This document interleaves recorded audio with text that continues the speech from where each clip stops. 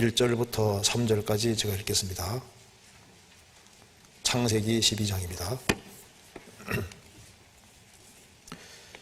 여호와께서 아브라함에게 이르시되 너는 너의 본토 친척 아비 집을 떠나 내가 네게 지시할 땅으로 가라. 내가 너로 큰 민족을 이루고 네게 복을 주어 네 이름을 창대케 하리니 너는 복의 근원이 될지라. 너를 축복하는 자에게는 내가 복을 이루고 너를 저주하는 자에게는 내가 저주하리니 땅의 모든 족속이 너를 인하여 복을 얻을 것이니라 하신지라. 거기까지입니다. 우리가 어제 시간에 성경을 우리에게 주신 하나님이 절대자라고 하는 사실을 같이 아주 간단하게 배웠습니다. 여호와라는 이름의 말뜻은 나는 스스로 있는 자니라. 그러니까 스스로 존재하시면서 이 우주 만물을 존재케 하신 분, 조물주입니다. 그분의 이름이 바로 여호와예요. 그래서 하나님께서 천지를 창조하시고 인간의 모든 생사복을 주장하시는 분입니다. 그런데 사람들은 하나님을 찾는 마음은 있지만은 신을 찾으려고 하다 보니까 종류가 너무 많잖아요. 그래서 하나님께서 어느 신이 진짜 신인지를 구별할 수 있는 키를 주신 겁니다. 그래서 예수님이 요한복음 17장 3절에서 말씀하시기를 영생은 곧 유일하신 참 하나님과 그의 보내신 자 예수 그리스도를 아는 것이니이다.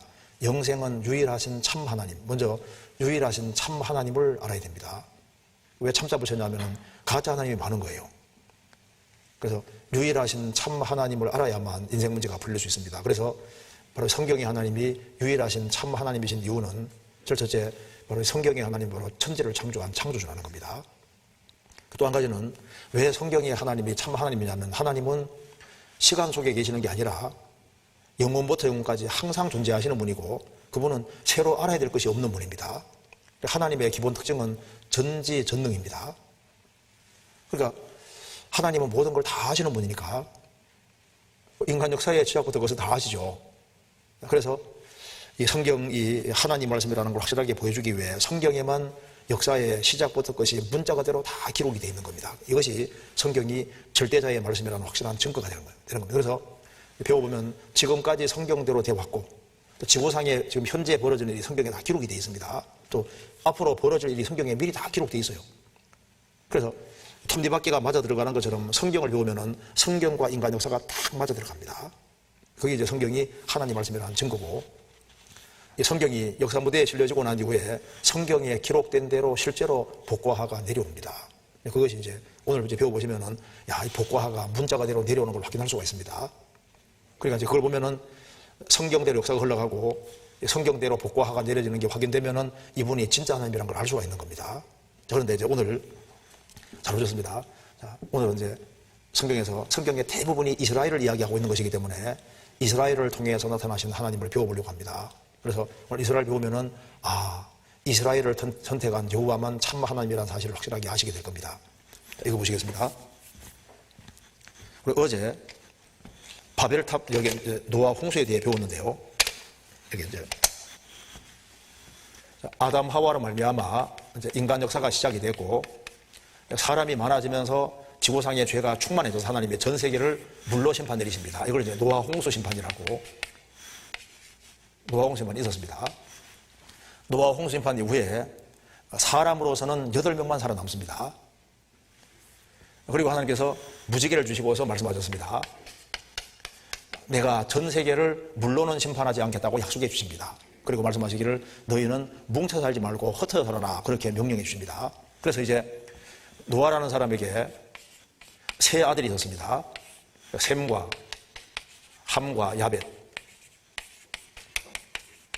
그러니까 왜 8명이냐면 노아와 노아 안에, 셈과 셈의 안에, 함과 함의 안에, 야벳과 야벳 안에 8명입니다. 하나님께서 흩어져 살아라, 그렇게 명령하셨는데 세월이 흘러가면서 이 함의 후예 중에 한 사람이 태어납니다. 이 사람이 창세기 10장의 니므롯입니다. 니므롯이라는 사람이 중심이 돼서 노아 자손들이 이렇게 뭉치기 시작한 거예요. 그래서 니므롯 중심으로 하나가 돼서 현재 이라크 지역에다가 거대한 도시를 만들었습니다. 그리고 하늘에 닿는 탑을 쌓기 시작했습니다.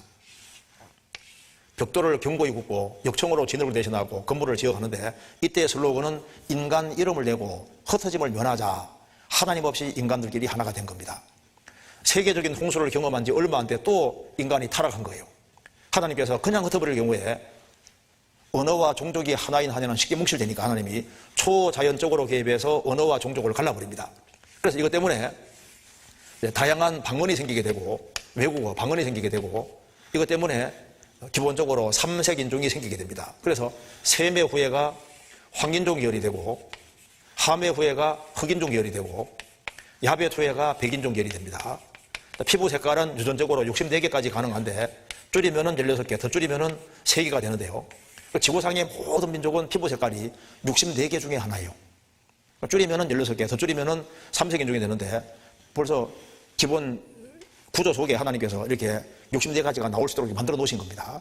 그래서 이제 인간이 죄를 지었기 때문에 주님께서 딱 흩어버린 거예요. 그래서 이 세매 후에는 이제 아시아 쪽으로 가서 이제 이렇게 쭉 이제 이렇게 아시아 쪽으로 쭉 가서 한반도를 통해서 일본으로 들어가고 일본은 베이링해를 지나서 미국으로 들어갔습니다. 그래서 아메리카 인디언들이 황인종이라는 거 아시죠?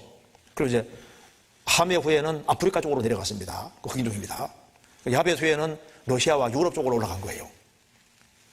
그런데 여기서 이제 중요한 것이 바로 이겁니다. 처음에 흩어질 때는 창세기 1장부터 11장까지를 공통 기억에 가지고 흩어진 거예요.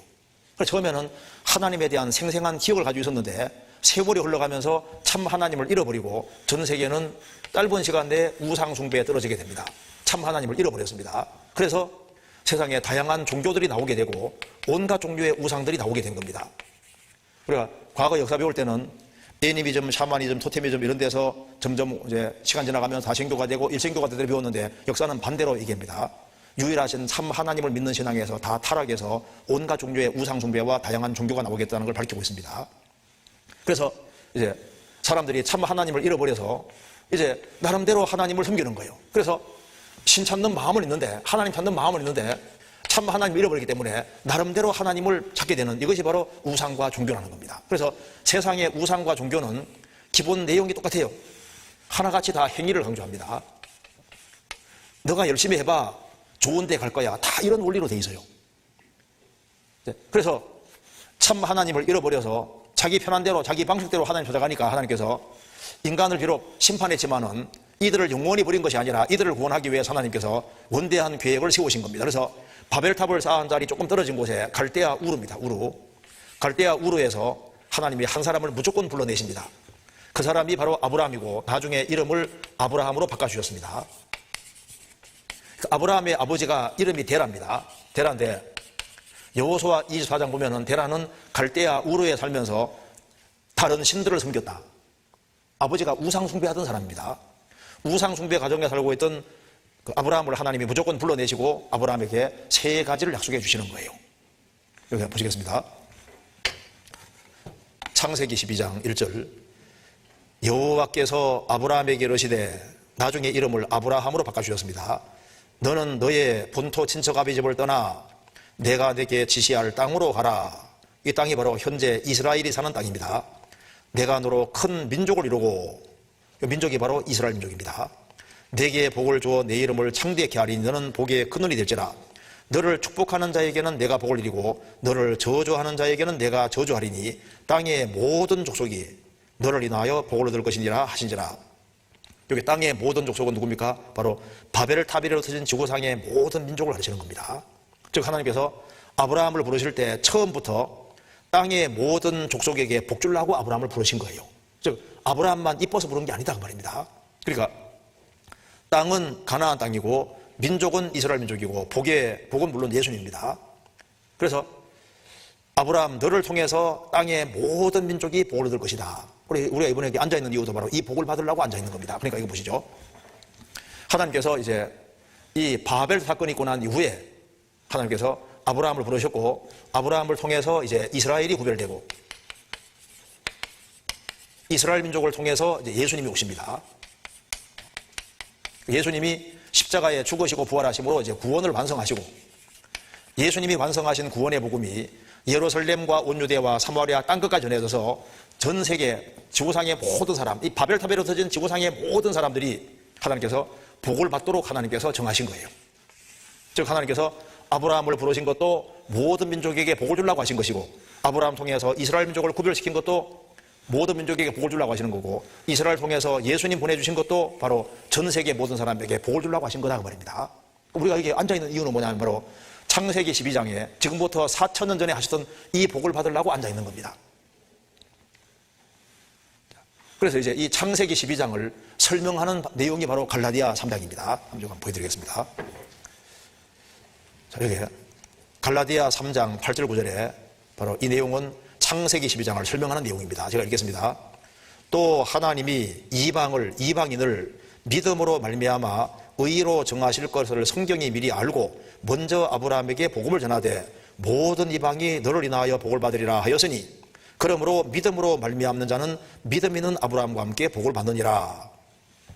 여기 하나님이 이방인을 믿음으로 말미암아 의로 정하실 것을, 의롭게 하실 것을 성경이 미리 알고 먼저 아브라함에게 복음을 전하되 모든 이방이 너를 인하여 복을 받으리라 하였으니, 그러므로 믿음으로 말미암는 자는 믿음 있는 아브라함과 함께 복을 받느니라. 여기 믿음 이렇게 나와 있죠?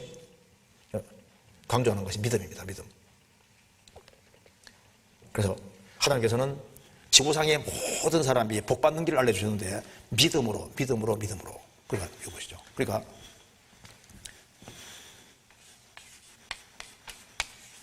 세상의 모든 종교와 성경의 다른 점이 바로 이겁니다. 하나님께서 지구상의 모든 사람, 이 바벨탑에서 이래부터진 지구상의 모든 민족이 복을 받도록 하기 위해 하나님께서 어떻게 복을 받느냐? 세상의 모든 종교는 너가 열심히 해봐, 잘해봐, 그러면 복 받을 거야, 이렇게 말하는 게 세상 종교인데 성경은 그게 아닌 겁니다. 자, 하나님은 무한히 깨끗하시고 거룩하신 분이고 하나님은 죄가 없는 분입니다. 그래서 시편 5편에 보면은 시편 5편에 하나님은 죄악을 기뻐하는 신이 아니시니 악이 주와 함께 유하지 못하며, 악은 하나님 같이 있을 수가 없어요. 천국은 죄가 없는 세계입니다. 그래서 인간의 행위로는 그 무한히 깨끗하시고 거룩하신 하나님께 갈 수가 없어요. 그래서 성경은 뭘 말하냐면은 인간이 못하기 때문에, 인간이 행위로는 하나님께 못 오니까 하나님께서 인간을 위해서 대신 해 주신 일이 있는 겁니다. 인간이 못하는 걸 하나님 편에서 대신 완벽하게 다 해주셨는데, 이것이 바로 예수님이 십자가에 죽으시고 부활하심으로 완성하신 겁니다. 그래서 하나님이 대신 해주신 일을 가리켜서 복음이다, 기쁜 소식이다 이렇게 말하고, 이 복음 안에 바로 하나님의 은혜라는 게 바로 하나님이 우리를 위해 해주신 일을 은혜라고 하는 겁니다. 그래서 세상의 종교는 너가 열심히 해봐, 좋은 데 갈 거야. 성경 그게 아니라 네가 못하기 때문에 하나님 편에서 대신 다 해놓으셨고, 하나님 편에서 대신 다 해놓은 것을 받아들이는 것을 가리켜서 믿음이다, 그렇게 말하는 겁니다. 믿음은 선물 받는 손과 똑같은 거예요. 그래서 자식이 못하는 걸 부모가 대신 해주면 되는 것처럼 세상의 모든 종교는 아주 쉽게 말하면은, 내가 이제 100억의 빚이 있으면은 나는 셀러리맨이고 난 죽을 때까지 해도 100억 못 갚아요. 종교는 뭐라 그러냐면 네가 갚아, 그 말입니다. 종교는. 성경은 뭐냐면 자식이 갚을 능력이 있으면, 부모가 능력이 있으면 대신 갚아주면 되잖아요. 세상 종교는 네가 열심히 해. 성경은 네가 못하는 건 내가 해줄게, 그 말입니다. 그래서 인간이 못하는 것을 하나님 편에서 다 해놓으셨고 이걸 딱 받아들이는 것이 믿음이고, 그래서 이제 이 은혜와 선물, 은혜라는 게 결국 선물입니다. 선물. 하나님 편에서 100% 완성하는 이 선물을 공짜로 딱 받는 거예요. 그래서 구원은 누가 쉽게 잘 받냐면 공짜 좋아하는 사람이 잘 받습니다. 공짜 좋아하세요? 이번 집회에 구원을 못 받아도 기적이고 받아도 기적입니다. 너무 쉽게 돼 있는데 하나님이 안 도와주면 이게 안 깨달아지거든요. 그래서 이제 이 선물을 딱 받으면은 마음속에 감사한 마음이 생기는 거예요. 그래서 그 결과, 행위는 결과적으로 나오게 돼 있는 겁니다. 너 뭐 죄 지으면 지옥 가, 아무리 해도 죄 안 짓는 게 아니에요. 사람이 하나님 은혜와 사랑을 딱 깨닫고 나면은 마음속에 감사한 마음이 생기고, 그 결과 감사를 크게 느끼는 사람은 행동이 크게 나오게 돼 있고, 감사를 적게 느끼는 사람은 적게 나오게 돼 있고, 그건 결과적인 거예요. 그래서 우리 이번에 귀를 기울이고 잘 듣기만 들으면은 인생 문제는 아주 쉽게 풀릴 수 있습니다. 그러니까 행위로 천국 가는 게 아니라 믿음으로 천국 가기 때문에 병석에 누워있는 사람도 귀 기울여 잘 들으면은 천국 갈 수 있는 길이 있다니까요. 행위가 아니기 때문에. 그래서 찬송가에도 다만 예수 말씀 들어 복을 받네, 잘 듣기만 들으면 인생 문제가 풀려지도록 이렇게 되어 있습니다. 자, 그래서 이제 이 복을 받아야 되는데, 문제는 이 복을 받기 위해서는 먼저 하나님께로 돌아와야지 복을 받을 수 있잖아요. 그런데 바벨탑이래로 인간은 터지면서 이제 온갖 다양한 종류의 우상을 섬기고 있으니까 이 다양한 우상과 종교를 붙잡고 있는 한에는 이 복을 받을 수가 없는 거예요. 이 복을 받으려면 먼저 살아계신 하나님께로 돌아와야 이 복을 받을 수 있잖아요. 그런데 인간에서는 이 우상과 종교를 포기하지 않는 겁니다. 그래서 하나님께서는 인간으로 하여금 이 우상과 종교가 거짓이라는 것을 깨닫게 해주고 바로 하나님이 살아계시다는 사실을 아주 생생하게 사람들에게 보여줘야 되겠는데, 만물을 통한 증거, 우리 속에 어떤 양심이라든가 영을 통한 증거, 이런 거 가지고는 인간이 하나님께로 마음이 안 들어오는 거예요, 잘.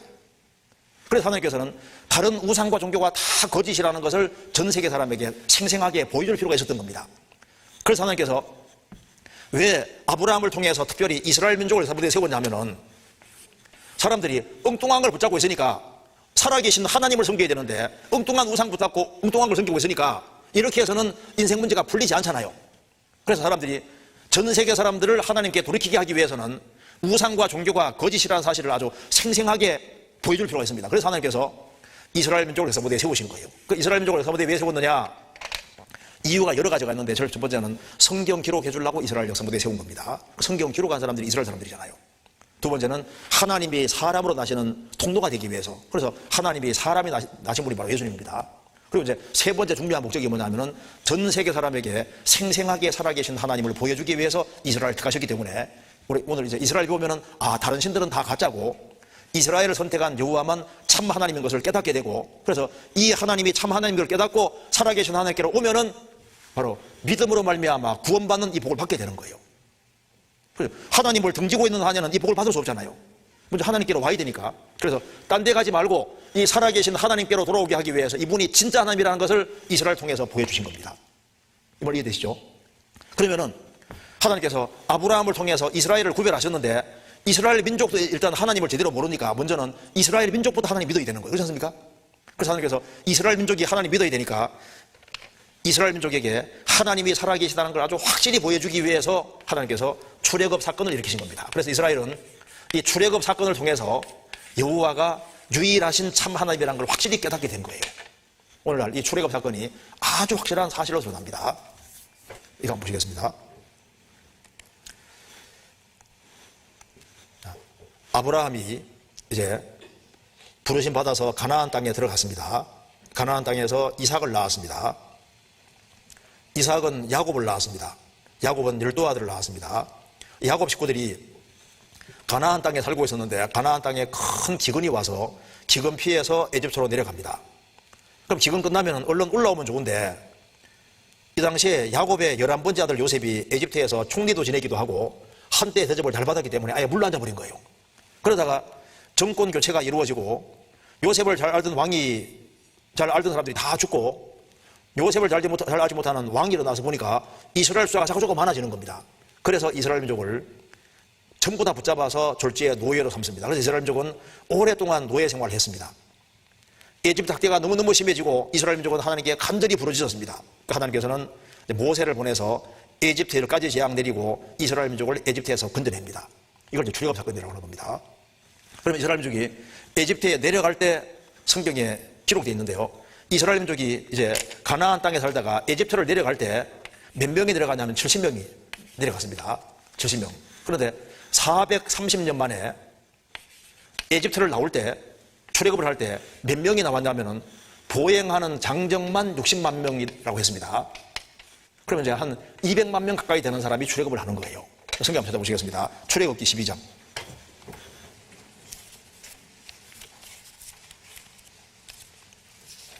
출애굽기 12장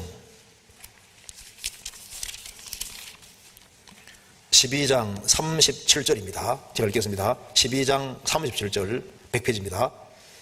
이스라엘 자손이 람셋에서 발행하여 숫곳에 이르니 유아 외에 보행하는 장정이 60만 가량이요 중다한 잡족과 양과 소와 심이 많은 생축이 그들과 함께 하였으며, 자, 이곳에 보면은 이스라엘이 430년 만에 에집트를 나올 때 얼마나 많은 사람이 출애굽을 하는지 보십시오. 여기 유아 외에 보행하는 장정 60만 가량이니까, 자, 보행하는 장정 60만 명. 그럼 여기 보행하는 남자 장정 60만 명이니까 여자도 대략 한 그 정도 될 거 아니에요. 그렇죠? 여기에 플러스해서 유아, 여기에 더해서 중다한 잡족이 나옵니다. 중다한 잡족. 이게 무슨 말이냐면은 이스라엘 민족이 출애굽을 할 때 애굽도 살기 싫다고 이스라엘 민족이 아닌 사람들도 같이 많이 섞여서 같이 나오는 거예요. 거기에다가 플러스해서 양과 소와 심이 많은 생축이들과 함께 있습니다. 그러니까 많은 가축도 같이 나오니까 한번 생각해 보세요. 60만 명 유아, 중다한 잡족, 가축까지 합해가지고 나오니까 200만 이상 되는 사람이 나올 때 얼마나 숫자가 많겠습니까? 그렇죠? 그런데 이스라엘 민족이 이제 모세 인도로 출애굽을 할 때 하나님이 일부러 홍해바다 쪽으로 인도하셨습니다. 그러면 이 홍해바다 갈라지려면요, 이거 통과하려면 한 200만 명 되는 사람이 통과하려면 얼마나 넓게 갈라져야 되겠습니까? 그렇죠? 근데 이것이 우리 시대 사실로 밝혀지는데, 출애굽 사건이 사실이라는 증거, 다른 거 다 빼놓고 이것만 딱 봐도 이게 사실이라면요, 이거는 우리 시대를 위해 하나님 특별히 밝혀주시는 겁니다. 출애굽기 14장 보시겠습니다. 14장 21절. 14장 21절. 제가 읽겠습니다. 모세가 바다 위로 손을 내어 민데 여호와께서 큰 동풍으로 밤새도록 바닷물을 물러가게 하시니 물이 갈라져 바다가 마른 땅이 된지라. 물이 이스라엘 자손이 바다 가운데 역주로 행하고 물은 그들의 좌우에 벽이 되니 애굽 사람들과 바로의 말들, 병거들과 그 마병들이 다 그 뒤를 쫓아 바다 가운데로 들어오는지라. 새벽에 여호와께서 불구름 기둥 가운데서 애국 군대를 보시고 그 군대를 어지럽게 하시며 그 병거 바퀴를 벗겨서 달리기에 극난하게 하시니 애국 사람들이 가로되 이스라엘 앞에서 우리가 도망하자. 여호와가 그들을 위하여 싸워 애국 사람들을 치는도다. 자, 홍해바다 갈라지고 이스라엘 민족은 통과하고 애굽 군대가 쫓아 들어오는데 하나님께서 병거 바퀴를 벗겼다는 겁니다. 극도로 어렵게 하기 때문에 그들이 도망가자 이렇게 말했는데 하나님께서 물을 합치게 합쳐버립니다. 26절. 여호와께서 모세에게 이르시되 내 손을 바다 위로 내어 밀어 물이 애굽 사람들과 그 병거들과 마병들 위에 다시 흐르게 하라 하시니 모세가 손을 바다 위로 내어 밀매 새벽이 미쳐 바다에 그 세력이 회복된지라. 애굽 사람들이 물을 거스려 도망하나 여호와께서 애굽 사람들을 바다 가운데 엎으시니 물이 다시 흘러 병거들과 기병들을 덮되 그들이 들을 쫓아 바다에 들어간 바로의 군대를 다 덮고 하나도 남기지 아니하였더라. 그러나 이스라엘 자손은 바다 가운데 역주로 행하였고 물이 좌우에 벽이 되었었더라. 31절 제가 읽겠습니다. 이스라엘이 여호와께서 애굽 사람들에게 베푸신 큰 일을 보았으므로 백성이 여호와를 경외하며 여호와와 그 종 모세를 믿었더라. 우리도 이 자리에서 어떻게 했을까요? 우리도 이걸 봤으면 믿었을 겁니다. 이게 어디까지가 사실일까? 우리 시대는 관심만 가지면은 정말 믿기 쉬운 시대가 우리 시대예요. 여기 이 출애굽 사건이 사실이라는 증거가 너무나도 많이 있는데 에집트에 10가지 재앙 내린 것도 다 사실로 드러납니다. 그런데 여기 이거 하나만 딱 봐도 우리가 알 수 있어요. 출애굽한 자리가 확실하게 증거되는데요. 이건 놀라운 겁니다. 물이 갈라져 바다가 마른 땅이 되고 파라오 군대가 다 죽습니다.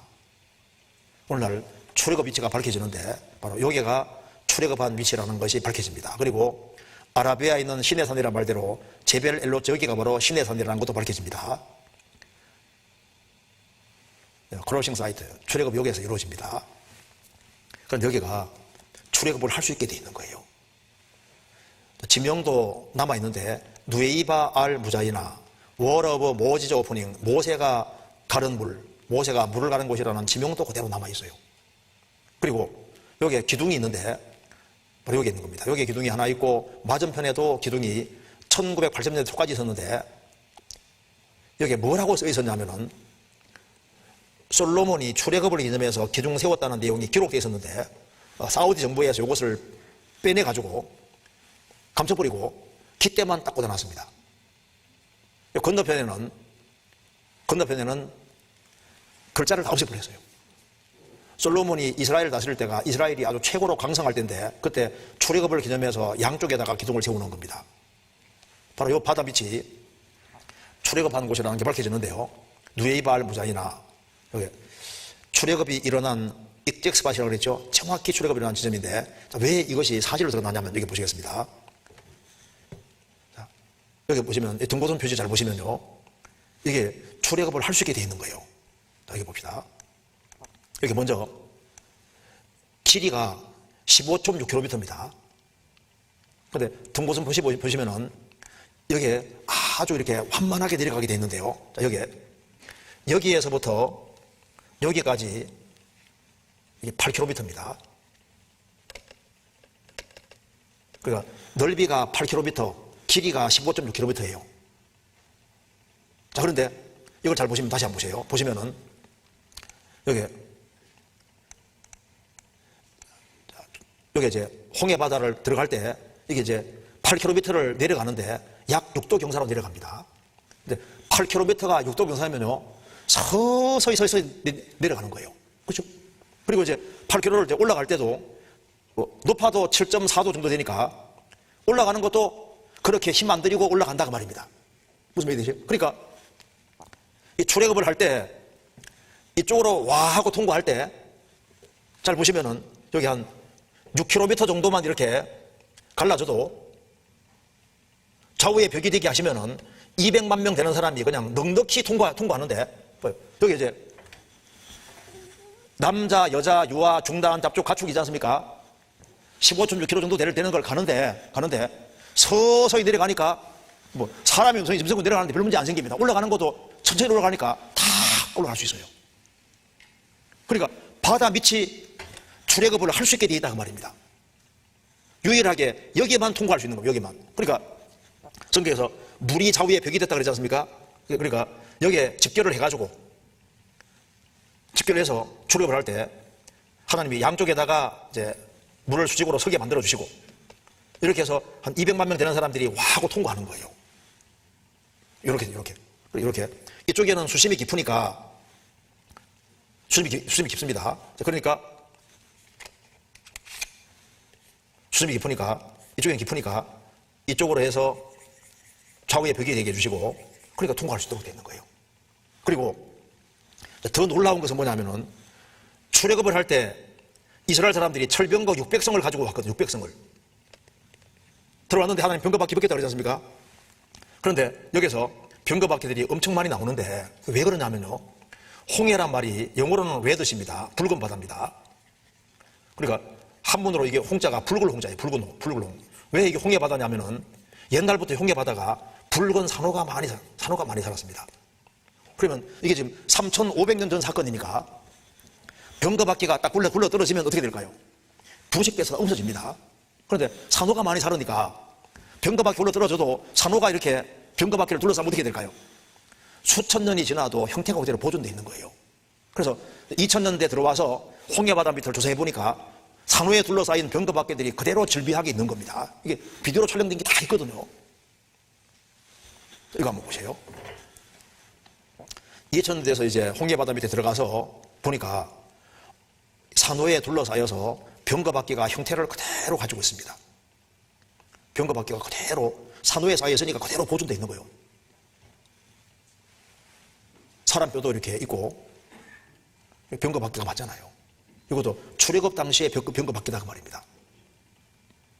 이건 합금이기 때문에 부식이 안 되고 합금은 또 둘러싸지도 않습니다. 산호가. 출애굽 당시에 병거바퀴에 그대로 남아 있습니다. 그 전에 집회할 때는 이게 비디오 막 보여줬는데 이게 유튜브 하면 이게 자꾸 잡히더라고. 무슨 얘기가 이해되시죠? 출애굽 사건이 실제 사실입니다. 하나님 증거를 딱 남겨놓으신 거예요. 이스라엘은 이 출애굽을 통해서 뭘 알게 됐냐면은 다른 신은 다 가짜고 여호와가 참 하나님이라는 걸 깨닫게 된 겁니다. 그래서 믿었다고 했잖아요. 믿었다고. 우리도 이 자리에 있었다면은 믿을 수밖에 없을 거 아니에요. 자, 왜 이 사건을 이렇게 하셨냐면은 여호와가 참 하나님이라는 걸 보여주기 위함입니다. 신명기 4장 33절, 34절, 35절에 하나님 말씀하셨습니다. 어떤 신이 와서 시험과 이적과 기사와 전쟁과 강한 손과 편팔과 크기에 두려운 일로 한 민족을 다른 민족에게서 인도했는 일이 있느냐. 지구상에 신이라는 신이 많이 있지만은 어떤 신이 와서 에집트의 10가지 재앙 내려서 나일 강물을 피로 바뀌고 10가지 재앙 내리고 홍해바다 가르고 건져내는 그런 신을 봤느냐. 그런 신은 없는 거예요. 이는 다 너희 하나님 여호와께서 애굽에서 너희를 위하여 너희의 목전에서 행하시느니라.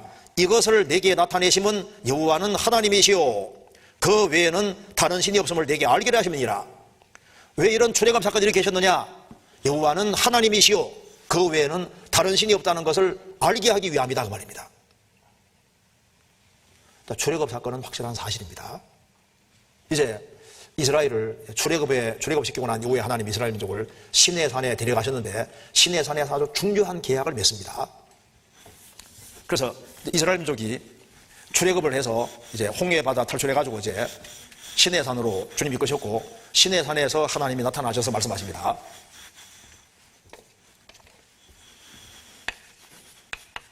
이스라엘 민족은 이제 출애굽해서 시내산 밑에 왔습니다.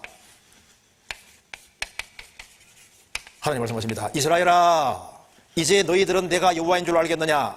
내가 이제부터 너희들에게 말씀을 내려주는데 너희들이 내 말씀에 순종하면 내가 기록된 대로 너희에게 복을 내릴 것이다. 너희들이 내 말씀에 불순종하면 내가 기록된 대로 너희에게 저주할 것이다. 이스라엘 민족은 예 좋습니다 하고 계약이 맺어집니다. 근데 이제 이 내용이 신명기 28장에 기록이 되어 있는데요. 신명기 28장부터 30절까지 이렇게 기록되어 있는데 이제 보시면은 비율이 복이 4분의 1로 되어 있습니다. 저주가 4분의 3으로 되어 있어요. 읽어보시면 알 수 있습니다. 어떤 사람 말합니다.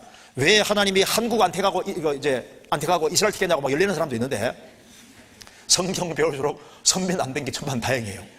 사람이 이스라엘은 하나님의 선민이 되므로 복보다 저주를 훨씬 더 많이 받았습니다. 사람이 순종하는 것이 많을까요? 불순종하는 게 많을까요?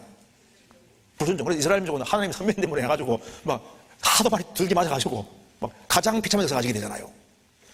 이제 이렇게 계약을 맺는데 이렇게 계약 내용을 요약하면 이렇게 됩니다. 여기 세로로 타원 형이 이방인. 이스라엘 민족을 제외한 사람을 이방인이라는 겁니다. 이방인은 역사가 비슷비슷해요. 흥하고 망하는 게 비슷비슷합니다. 그러니까 어느 나라 역사든 간에 역사가 비슷비슷한데 이스라엘은 일종의 샘플로 모델 케이스로 선택이 됐기 때문에 이 세로가 바로 이스라엘입니다.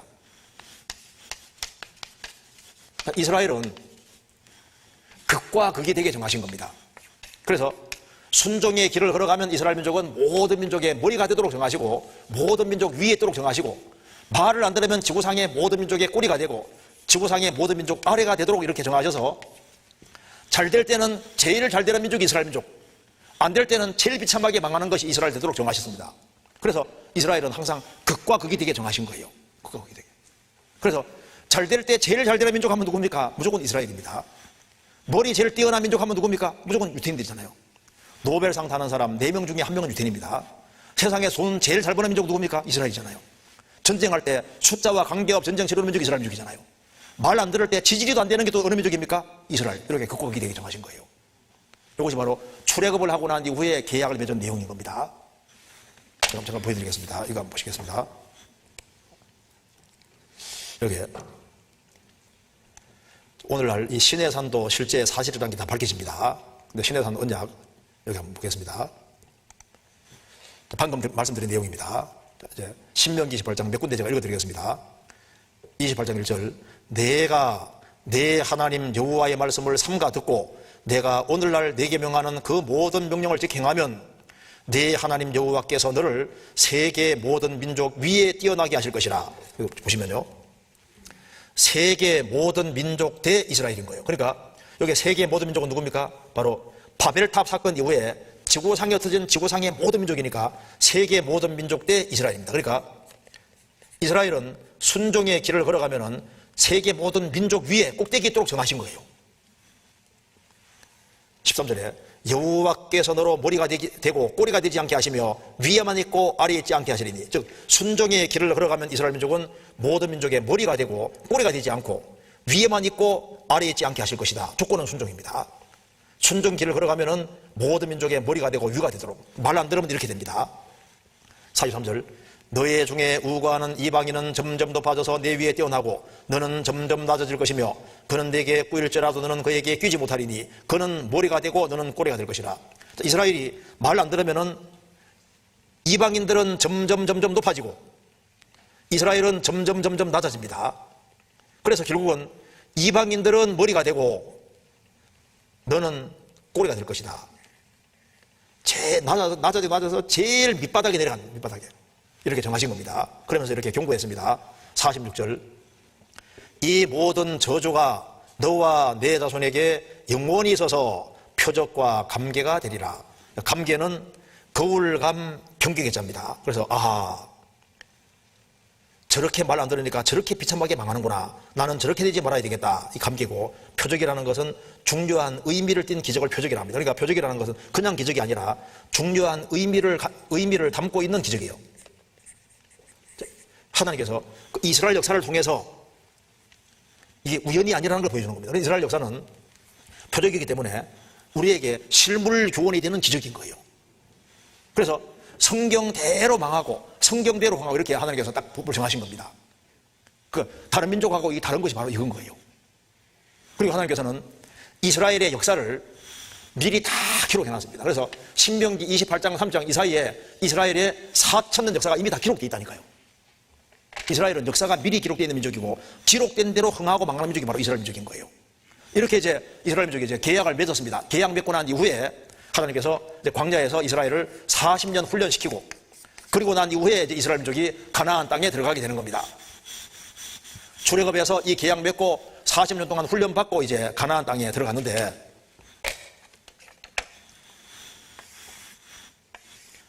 여기 이제 갈릴리 호수가 있고 요단강 흐르고 여기에 사해 바다가 있습니다. 가나안 땅에 이제 7민족이 살고 있었습니다. 7민족이 살고 있었는데 하나님께서 이스라엘 백성들을 이제 40년 훈련시키고 가나안 땅을 정복하게 하신 겁니다. 그래서 이스라엘 민족은 가나안 땅 정복하고 위기를 차지했는데요. 이제 가나안 땅에 들어가면서부터 불순종을 시작했습니다. 그래서 이스라엘 민족이 가나안 땅 들어가서 순종할 때는 기록된 대로 정말 복을 받았고 불순종할 때는 기록된 대로 정확히 저주를 받았습니다.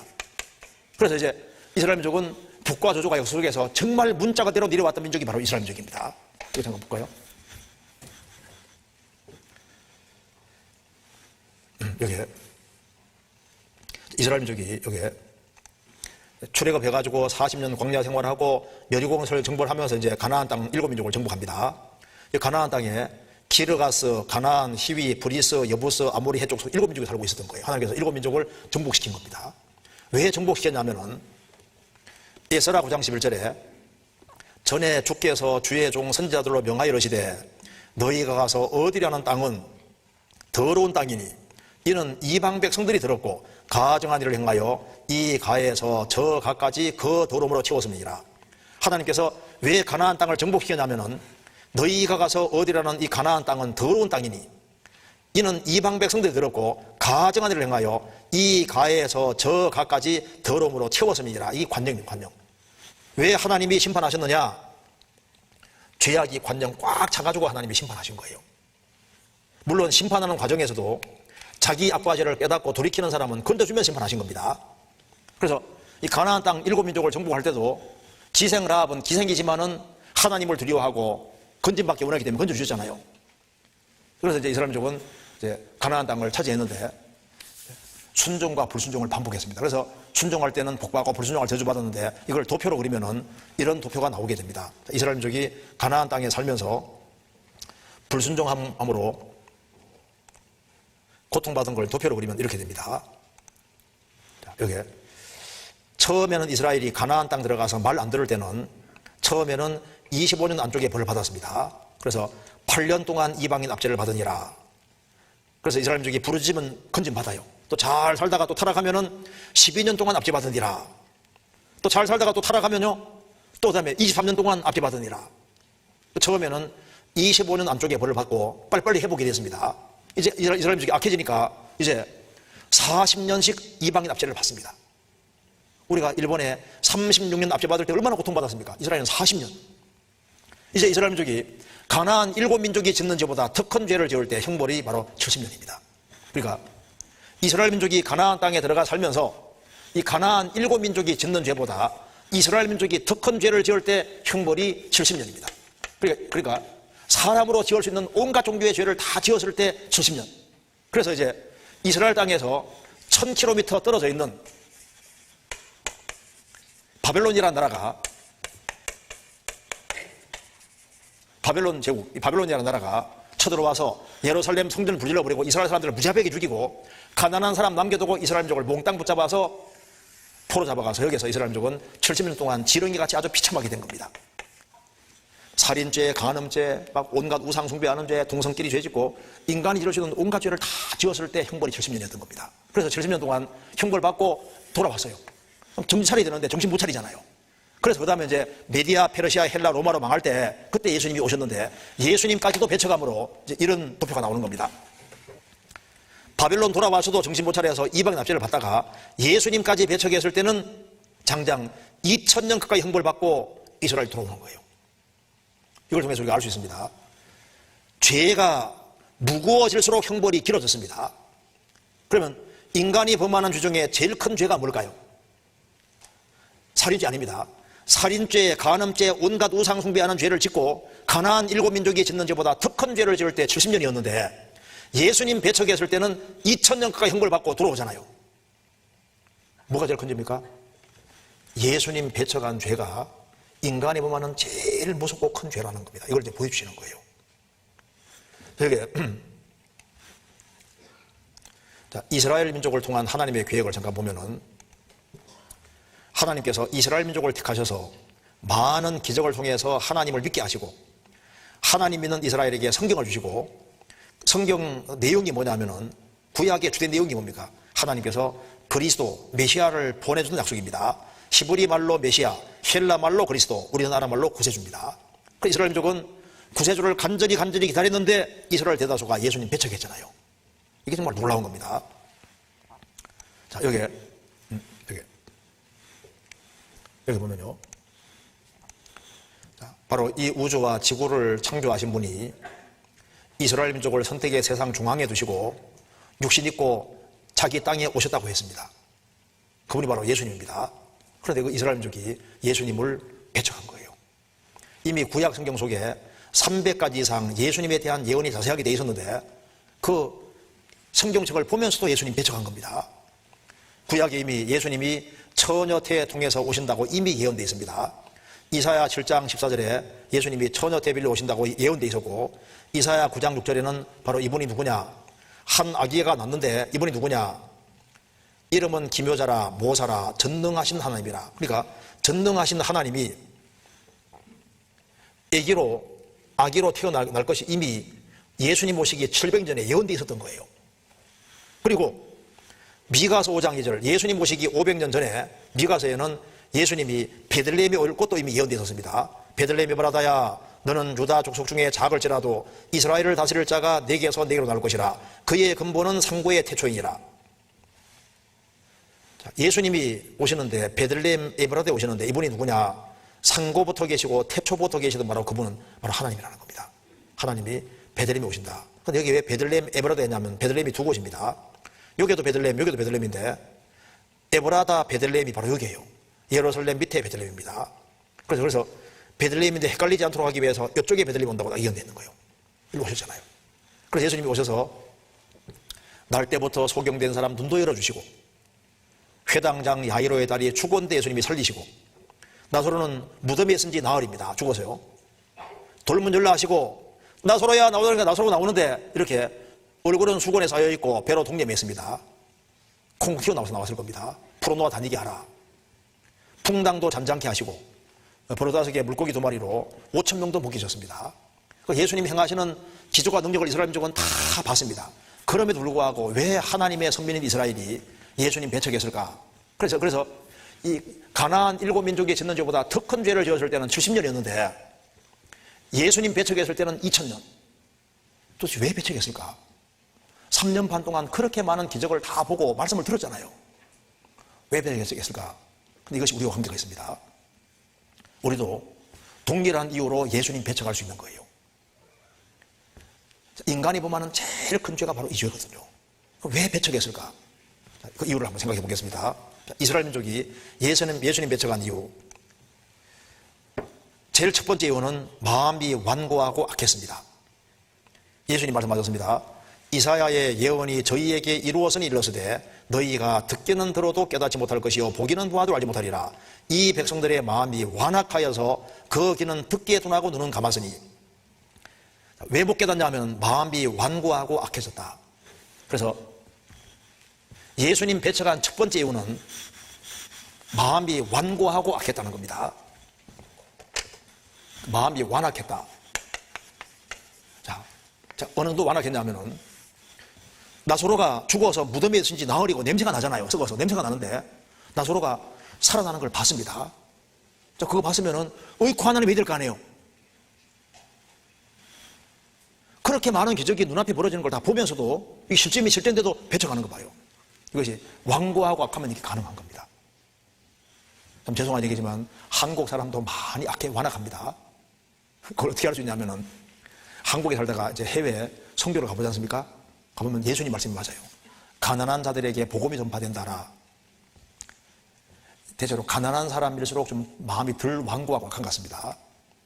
우리 교회가 몽골에 또 많습니다. 많은데요. 몽골에 한번 우리 선교팀이 가서 이제 13명인가를 도망전도 했거든요. 그냥 그 울란바토르 수도에서 그냥 무작위로 그냥 13명 초청했는데 12명이 와서 다 구원받아 환장하더라고요. 정말 깜짝 놀랐습니다. 우리나라에 그렇게 하면 오겠습니까? 그리고 이제 청년 수련회를 하는데 몽골에 사는데 한국의 청년들을 또 이제 꽤 많이 갔는데 우리 교회가 이제 몽골 울란바토르에서 이제 쭉쭉 한 5-6시간 가면 에르탄 데가 있어요. 그런데 이 울란바토르에서 이제 청년들이 전도를 했거든요. 이제 여기 오라고. 그리고 이제 뭐 다르강도 있고 여러 지역에서 전도를 했는데 청년들이 많이 왔어요. 몇 방 며칠을 이제 잠을 자야 되니까 배당 메고 이제 와야 되거든요. 그런데 몽골 청년들이 그냥 노방 전도 듣고 이렇게 5-6시간 되는 데를 오는 거예요. 야, 어떻게 저럴 수 있을까? 우리 멕시코 들 가보면요. 우리 수양이 한다 그러면요. 서로 가려고 서로. 그러니까 마음이 아직까지 순수한 사람들이 꽤 많이 있거든요. 그런데 제가 구원받을 때도 증거 몇 개 못 봤거든요. 우리 시대는 성경이 하나님 말씀이라는 증거가 그렇게 많이 있어도 왜 사람들이 회개할 줄 모르냐 하면은 마음이 완고하고 악해요. 얼마나 마음 가죽이 두꺼워졌는지 인간에서는 이 마음이 요동하지 움직이지 않습니다. 마음이 점점 딱딱해지고 굳어지고 있는 거예요. 얼마나 충격스러운 걸 많이 보고 들었는지 끄떡도 안 해요. 하나님이 계시다는 게 이게 얼마나 심각하고 중요한 것인데 마음이 너무 악합니다. 완고합니다. 그러니까 예수님 당대 유대인들이 마음이 완고하고 악한 것이 바로 예수님 배척하는 길이 되는 것처럼 우리 시대도 왜 사람들이 구원받지 못하냐면 마음이 너무나도 완고하고 악합니다. 이게 원인인 거예요. 두 번째 이유는 바로 이겁니다. 자기 영혼에 대한 무관심입니다. 예수님이 보리도 5개 물고기 2마리로 5,000명을 먹여주신 이후에 영혼에 대한 얘기를 하시니까 다 물러가 버렸습니다. 요한복음 6장에서 예수님이 이렇게 떡을 만들어주신 이후에 영혼 얘기하니까 다 가버립니다. 이러므로 제자 중에 많이 물러가고 다시 그와 함께 다니지 아니하더라.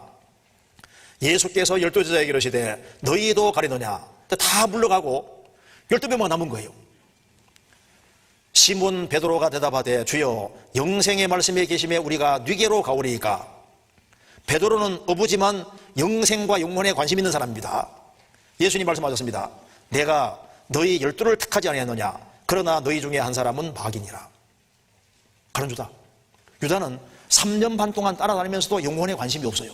그래서 이스라엘이 예수님 배척한 또 한 가지 이유가 하나님의 선민이라고 말하면서도 자기 영혼에 관심 가진 사람이 거의 없었다는 말입니다. 병을 고쳐줄 때는 막 구름대같이 몰려들었는데 영혼에 대한 이야기 하니까 다 가버리는 거 봐요.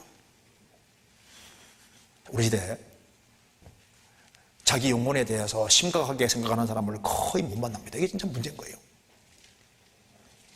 그러니까 자기에 대해서 볼 것이 너무나도 많은데 볼 것을 많이 보면서 자기는 깜빡이고 있는 거예요. 누가 그림을 잘 그린다는데 이거 한번 보세요. 이 무슨 그림인지 아시겠죠? 스마트폰 보이죠? 영혼은 다 어디로 들어갔습니까? 영혼은 스마트폰 속에 다 들어간 거예요. 그러니까 뭘 계속 들여다보다가 자기를 깜빡이는 거예요. 자기를. 영혼이 구원받기 위해서는 뭘 해야 되냐면 자기에 대해 생각을 해보셔야 됩니다. 지금 보세요. 단 하루만이라도 텔레비전 다 끄고 스마트폰 끄고 하루만이라도 골똘히 있지 않습니까? 야, 죽으면 어떻게 될까? 하나님이 정말 계실까? 영원한 내세가 있을까? 천국지옥이 있을까? 이걸 생각하면 이걸 해결하지 않고 사는 것이 놀라운 겁니다. 죽는 것이 100% 사실인데 죽으면 어떻게 될 것이냐? 죽음 건너가면은 물어 돌아가느냐? 정말 절대자가 계실까? 남 만드신 분이 계실까? 이 영혼에 대해서 심각하고 진지해야 되는데 그런 사람 찾기가 어렵잖아요. 그래서 우리 시대 사람들이 구원받지는 못하는 겁니다. 이번에 이렇게 하나님 말씀 배울 수 있는 기회가 주어진 사람은 큰 복입니다. 아셔야 될 것이 있는데, 하나님은 사람을 구원하시되 먼저 구원받은 사람 통해서 사람을 구원시키는 거예요. 그래서 거듭난 사람을 만났다는 것이 기적입니다. 아세요? 그리고 이 집회를 들을 수 있는 기회가 주어진 것이 이게 큰 축복이라는 거 아셔야 됩니다. 다른 책으로는 인생 문제가 안 풀려요. 지금까지 공부 많이 하시잖아요. 세상 공부를 많이 하고 세상에 좋은 강령 같은 거 아무리 많이 듣는다 할지라도 내 인생 문제는 안 풀립니다. 성경을 배우면은 인생 문제가 풀려지게 되어 있는데, 인생 문제를 풀 수 있는 기회를 왜 주실까요?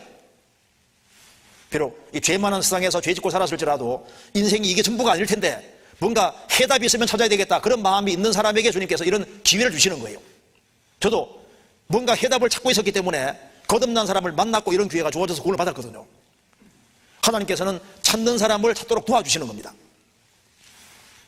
에티오피아에서 예루살렘까지 마차 타고 다니면서 예배하는 사람이 있었는데 무려 1500km가 넘어요. 마차 위에서도 이사야 성경 읽고 있습니다. 하나님께서 하늘에서 보시니까 진리를 찾고 있는데 모르고 있잖아요. 그래서 하나님께서 빌립을 보내서 그를 구원에 인도했습니다. 읽는 것을 깨닫느뇨? 지도하는 사람이 없으니 어찌 깨달을 수 있느뇨? 답 알면 알려달라. 그래서 마차 위에서 깨우쳤잖아요. 그래서 이제 이 내시가 마차 위에서 구원을 받고 침대를 받고 에티오피아에 내려가서, 원래 최초로 기독교가 에티오피아입니다. 아세요? 벌써 900년 전에 그 스바 여왕이 솔로몬 만나가지고 여호와 하나님 믿는 신앙을 가져와서 여호와 믿는 신앙을 이제 에티오피아에 이미 심었고, 그리고 이제 그 내시도 구원받고 그렇게 전해가지고, 그래서 이제 에티오피아라는 나라가 제일 처음으로 기독교가 되잖아요. 그러니까 찾는 사람을 찾게 도와주시는 겁니다. 이게 지금 기독교인 만들려고 지금 하는 게 아닙니다. 인생의 근본적인 문제 풀려고 하는 거예요. 그런데 하나님께서는 찾는 사람을 정확히 찾게 도와주시는데, 안 찾는 사람은 절대 깨달을 수가 없습니다. 스스로 속이지 말라. 하나님은 만홀히 경솔에게 받지 아니하시나니 사람이 무엇으로 심든지 그대로 거두리라. 심은 대로 거두게 돼 있고, 찾는 사람은 찾게 도와주십니다. 너희가 전심으로 나를 찾고 찾으면 나를 만나리라. 전심으로 찾는 사람을 찾도록 도와주시는 거예요. 천하보다 귀한 자기 영혼에 관심을 가지게 되는 겁니다. 이스라엘은 영혼에 대한 관심이 없었기 때문에 이것이 이제 그리스도 배척하는 길이 된 거예요. 또 한 가지 중요한 이유는 바로 이겁니다. 여기 그리스도에 대한 모습을 오해했습니다. 구약 성경에 보면은 하나님이 사람으로 나시는데 두 가지 대조적인 모습이 예언되어 있었습니다. 하나는 고난 받으시는 그리스도, 영혼을 구원하실 그리스도에 대한 예언이 300가지 이상 나오고, 왕으로 오실 그리스도, 영광 얻으실 그리스도에 대한 예언이 또 많이 기록이 되어 있었습니다. 그런데 이 두 가지가 동시에 이룰 수 없습니다. 그래서 하나님의 계획은 예수님이 초림하셔서 우리의 모든 죄를 짊어지고 우리 대신 죽으시고 부활하심으로 영혼의 구원을 완성하시고, 복음이 전 세계 전파된 이후에 예수님이 재림하실 때 영광을 얻으시고 세계를 정복하는 것이 하나님의 계획이었던 겁니다. 그런데 이스라엘 민족은 하나님께 불순종한 죄로 바벨론 시대부터 이방인 납치를 받았습니다. 기원전 586년 연이어서 페르시아의 지배를 받고 헬라의 지배를 받고 로마의 지배를 받았습니다. 그리고 이스라엘은 근 한 600년 가까이 이방인 납치를 받았습니다. 이런 압제받은 근본 이유는 죄니까 자신들을 죄에서 건져주는 그리스도를 바라야 되는데, 이스라엘은 자신들이 망하는 문제를 죄로 생각하지 않았습니다. 그들은 단순히 민족의 독립을 원했던 거예요. 경제적인 문제에서 해방되기 원했던 겁니다. 그래서 예수님 같이 능력이 많은 분이 로마를 박살내고 이스라엘을 독립시켜주면 좋을 텐데, 예수님은 독립시켜줄 생각을 하지 아니하시고 오히려 예수님은 가난한 자가 복이 있다고 하시잖아요. 그리고 지옥에서 구원될 것을 말씀하시고, 지옥에 대해서 제일 많이 말씀하신 분이 예수님이기 때문에 예수님을 헬 프리처라고, 지옥 설교하라고. 예수님이 말씀하는 주된 것이 지옥이거든요. 영원한 지옥에서 건진받는 이것이 인간이 해야 될 제일 중요한 일이라고 계속 강조하니까 유대인들은 예수님같이 능력이 많은 분이 그냥 독립시켜주면 좋은데, 예수님은 영혼이 멸망해서 건진받는 이걸 얘기를 하니까 유대인 기대하고 너무 안 맞는 거예요. 그래서 예수님이 만일 이스라엘 독립시켜주지 아니하시면 우리는 이런 메시아 원치 않는다. 그래서 예수님을 배척하게 됐습니다. 그런데 유대인들은 이 당시가 로마 사회니까 속국으로 있으니까 사용권이 없는 거예요. 그래서 예수님을 붙잡아서 빌라도에게 데려간 겁니다. 빌라도가 로마에서 파송된 총독이고 사형권 가지고 있으니까 예수님을 죽이려고 했던 거예요. 빌라도는 말했습니다. 예수님에게는 죄가 없다고 세 번이나 말했습니다. 유대인들은 기웃고 죽여달라고 합니다. 빌라도가 내가 이때 처신 잘해야 되겠다. 예수님을 죽이자니 양심의 가책이 생기고 놓아주자니 대모하게 생겼고, 그래서 궁리하다가 좋은 생각이 났습니다. 그렇다. 이스라엘의 가장 큰 명절인 유월절이 다가왔습니다. 유월절이 되면은 죄수 한 명을 특사로 놓아주는 전례가 있었기 때문에 빌라도는 이걸 이용해서 예수님을 놓아주기 원했습니다. 그래서 원래 특사로 놓아주는 사람은 모범수를 끄집어내야 되잖아요. 근데 혹시 모범수 끄집어내면은 예수님을 안 놓아줄까봐 아예 십자가로 주기로 결정되어 있는 아주 유명한 살인강도 바라바를 딱 내세운 겁니다. 여기 왜 빌라도가 바라바를 세웠냐면은 너무나도 대조적인 사람을 딱 이렇게 세워놔야지 무조건 예수님 놓아주라 할 테니까 예수님 바라바 세운 겁니다. 자, 둘 중에 한 명 놓아주겠다 선택하라. 유대인들이 말합니다. 살인강도 바라바 놔주시고 예수를 죽이시오. 데모하는 거예요. 어찌미냐? 어째서 예수를 죽여달라고 하느냐? 막 계속 데모합니다. 빌라도가 양심을 딱 굽혔습니다. 비겁장이 됐습니다. 좋다. 너희들이 그렇게 원하니까 죽여주긴 죽여주는데 예수님 죽이는 피값은 나는 못 받는다. 세수에 가져왔습니다. 손짓었습니다. 봐라. 예수님 죽이는 피값은 너희들이 받아라. 유대인들이 말합니다. 예, 당신이 죽여주기만 죽여주면은 예수님 죽이는 피값은 우리와 자손이 받겠습니다. 그러잖아요. 그래서 우리가 중요한 사실이 있습니다. 예수님은 유대인이 죽인다고 죽을 분이 아니에요. 요한복음 10장에서 예수님 말씀하셨습니다. 목숨을 내게서 빼앗는 자가 있는 것이 아니라 내가 스스로 버리노라. 나는 버릴 권세도 있고 얻을 권세도 있다고 했습니다. 사람이 죽인다고 죽을 예수님이 아니에요. 예수님은 스스로 목숨 버린다고 했습니다. 예수님은 유대인의 배척을 이용해서 구원을 완성하시는 겁니다. 그래서 예수님은 유대인의 배척을 받고 이제 십자가에 죽으시는데 예수님 죽이라 한 사람 죄도 예수님이 십자가 달릴 때 예수님 죽이라 한 사람 죄도 짊어졌습니까? 안 짊어졌습니까? 짊어지셨어요. 그래서 예수님이 죽으시고 부활하셨고 예수님이 죽으시고 부활하신 이후에 예수님의 사도들을 보내서 다시 전도하기 위해서 베드로 사도가 한 번 설교할 때 3,000명, 5,000명씩 구원받았잖아요. 그 한 번 설교할 때 3,000명, 5,000명 구원받을 때 누가 많이 껴있는 줄 아세요? 예수님 죽이라 데모한 사람들이 거기에 많이 껴있었던 겁니다. 성경 나오잖아요. 그러니까 예수님을 죽이고 예수님 배척했지만은 그 죄까지 짊어지셨기 때문에 부활하신 이후에 다시 믿을 수 있는 기회 주셨는데 그 기회까지 끝까지 저버린 사람들에게는 정말 저주가 내려오게 된 겁니다. 그래서 예수님이 부활하신 이후에 다시 기회 주셔서 그 기회를 부여받고 초대교회가 유대인으로 시작이 되는데, 그런데 다시 기회 주신 그 기회까지도 끝까지 저버린 사람들에게는 그 당대가 무자비하게 죽임당하고 그 후손이 얼마나 많이 죽임당하는 그런 저주를 당하게 된 겁니다. 성경은 말씀합니다. 이스라엘이 그리스도를 끝까지 배척하면 어떠한 벌 받을 것인지가 이미 다 기록이 되어 있었던 거예요. 자, 이거 한번 보시겠습니다. 여기에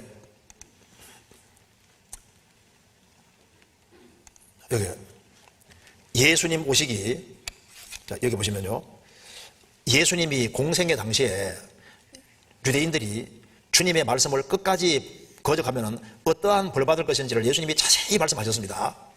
유대인들이 받을 벌 자세히 말씀하셨고, 예수님 오시기 1500년 전에 모세도 이스라엘아 예수님이 오시는데 예수님 배척하면 너희들은 가장 큰 형벌을 받게 된다 말씀했고, 구약의 사무엘 선지자부터 말라기까지 구약의 모든 선지자가 이스라엘아 예수님 배척하면 너희들은 가장 비참한 영광을 갖는다고 누누이 얘기했는데 예수님을 배척함으로 정말 가장 큰 저주를 받게 된 겁니다. 그러면 이제 예수님 오시기 1500년 전에 모세가 하나님께 받은 말씀을 한번 보겠습니다. 성경 찾아보시겠습니다. 신명기 28장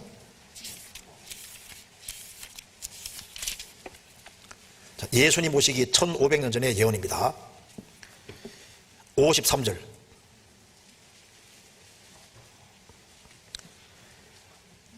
제가 읽겠습니다. 대가 대적에게 에워싸이고 맹렬에서 곤란케 함을 당하므로 내 하나님 여호와께서 내게 주신 자녀 곧 내 몸의 소생의 고기를 먹을 것이라. 57절 그 다리 사이에서 나온 태와 자기의 낳은 어린 자식을 가만히 먹으리니 이는 내 대적이 내 생명을 에워싸고 맹렬에서 곤란케 함으로 아무것도 얻지 못함이니라. 이스라엘이 끝까지 말 안 들으면은 대적에게 에워싸일 때 자녀 고기를 먹을 것이다. 다리 사이에서 나온 태와 자기의 낳은 어린 자식을 가만히 먹을 것이다.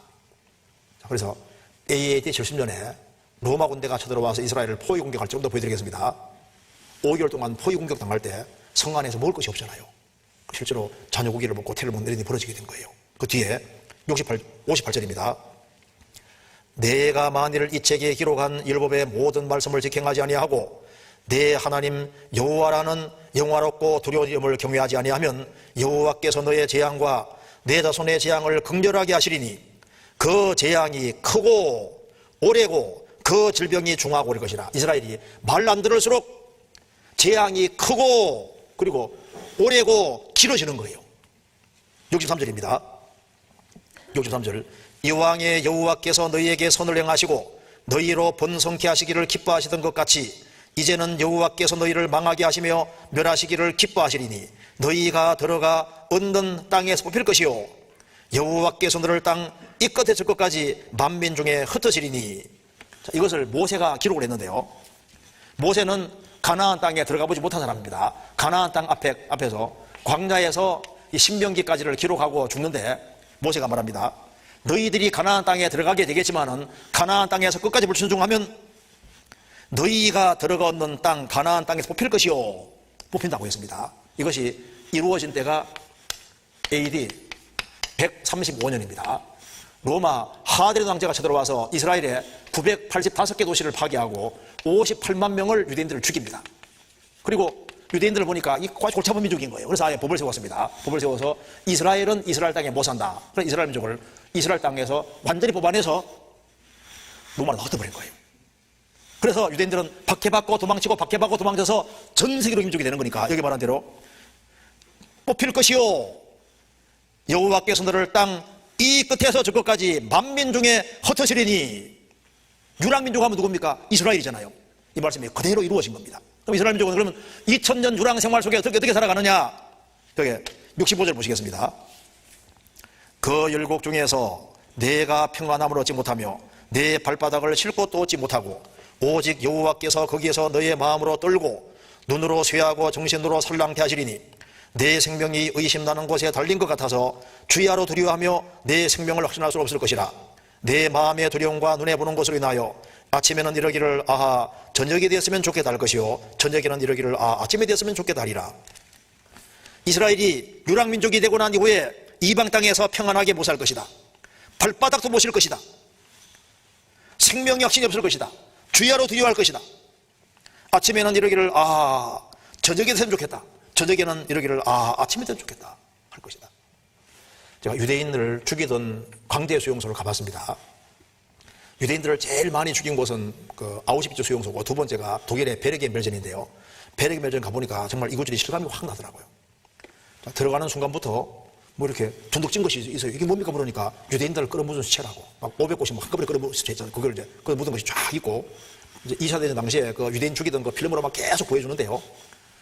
그 보니까 유럽에서 유대인 잡아와서 아침에 빵을 센티미터로 딱 잘라서 딱 한 조각 딱 줍니다. 물어 나와서 해결하고 그러면 하루 종일 시키는 거예요. 그래서 이제 밤이 되면 배가 너무 고프잖아요. 이 지겨운 밤이 언제 지나가 아침이 됐고 배가 너무 고프고 잠이 안 오는 거예요.